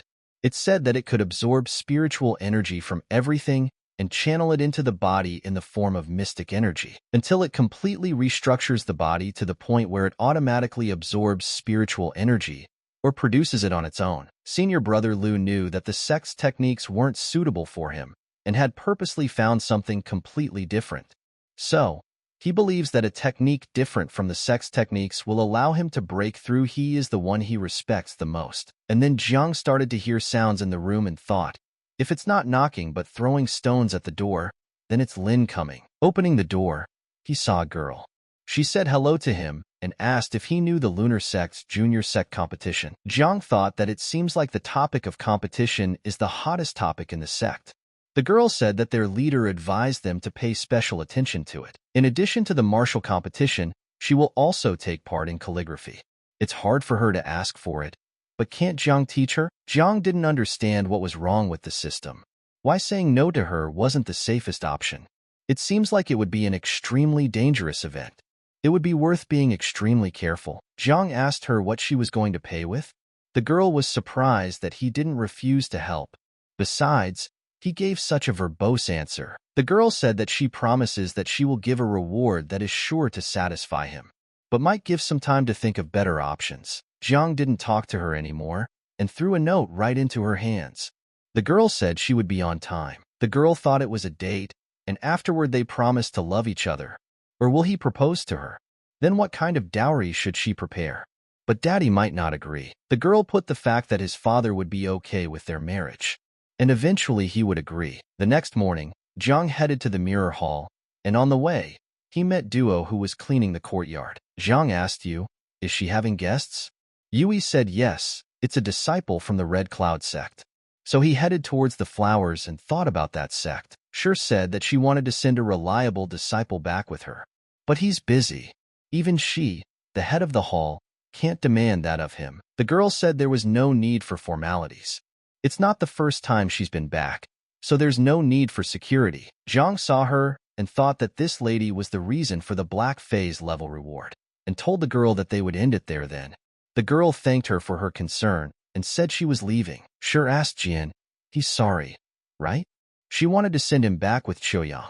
She was the one who left now, but he refused to listen to her good news earlier. Jiang thanked her for her concern.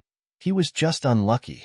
He never wants to get involved with such a beautiful and dangerous person. Shay read the game that they encountered some brigands from the evil sect, and they took all the silver. And then Sure said, how dare they?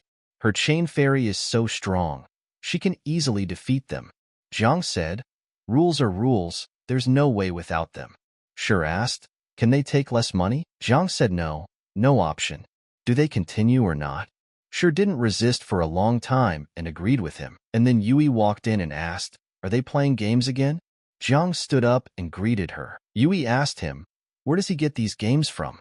Where do so many new ideas come from? Jiang said it's an improved version of Heroes and Feats. You can call it a journey into the world of martial arts. Shay said it was for him. She promised to give him a weapon. Let him look at her. And then Jiang thanked her for it. Upon seeing it, Jiang realized that it was cloud armor, as thin as the wings of a cicada, but it had excellent defense. It needs the tail feathers of a level 5 special beast and an experienced black phase tailor master with special techniques. Jiang asked her what is it? Sure said that it was called the Bonya of Heavenly Feathers, the defense equipment of the black phase. Jiang didn't understand what the strange name was. After all, it was called cloud armor. Maybe she didn't like the name and changed it. Sure said that unfortunately she can only lend to him. Jiang said that even if she said she was giving it to him, he wouldn't accept it. He's really grateful that she could lend it to him for the duration of the competition. Sure said that the power of this weapon depends on the strength of the wearer. I'm afraid that with his strength, it will only be able to display 10% of its full power. Even so, it would be very hard for anyone with nothing black phase to wound it. Shay said he could go back inside, but tell him to remember to come here tomorrow morning. Jiang decided to go to Anliang village, and immediately a girl met him and greeted him. The girl said she is very grateful that he came. It boosts her confidence a lot in competitions. Jiang said that in truth, her calligraphy is at a good level, and he doesn't know what she can learn from him. The girl was glad he had spoken. So many words at one time to praise her. If this is a dream, she doesn't want to wake up. The girl said he praises her. She thinks his calligraphy is better. Jiang said she shouldn't be modest. Did she bring her work? Jiang took them and said that italicized writing was not bad. When he got points in calligraphy, he could now repeat almost anything he had seen before. It will certainly be a good idea to try to spread the elegant writing style to the world. The girl saw it and said it was very unusual, elegant, free, and unrestrained. His calligraphy is really unique. 2 hours later they were finished, and the girl thanked him for his enlightenment. This table mirror is called a circulatory mirror. It can absorb the poison contained in an opponent's blows or weapons. Jiang knew that only a few people on this continent could use poison. A unique family treasure, but since there's no message from the system, one can take it freely. Jiang said thank you and offered to call it a day. Let her remember that they need to go back in different ways. This is where she got excited that this was their first date spot. She would go back and rewrite this calligraphy 800 times.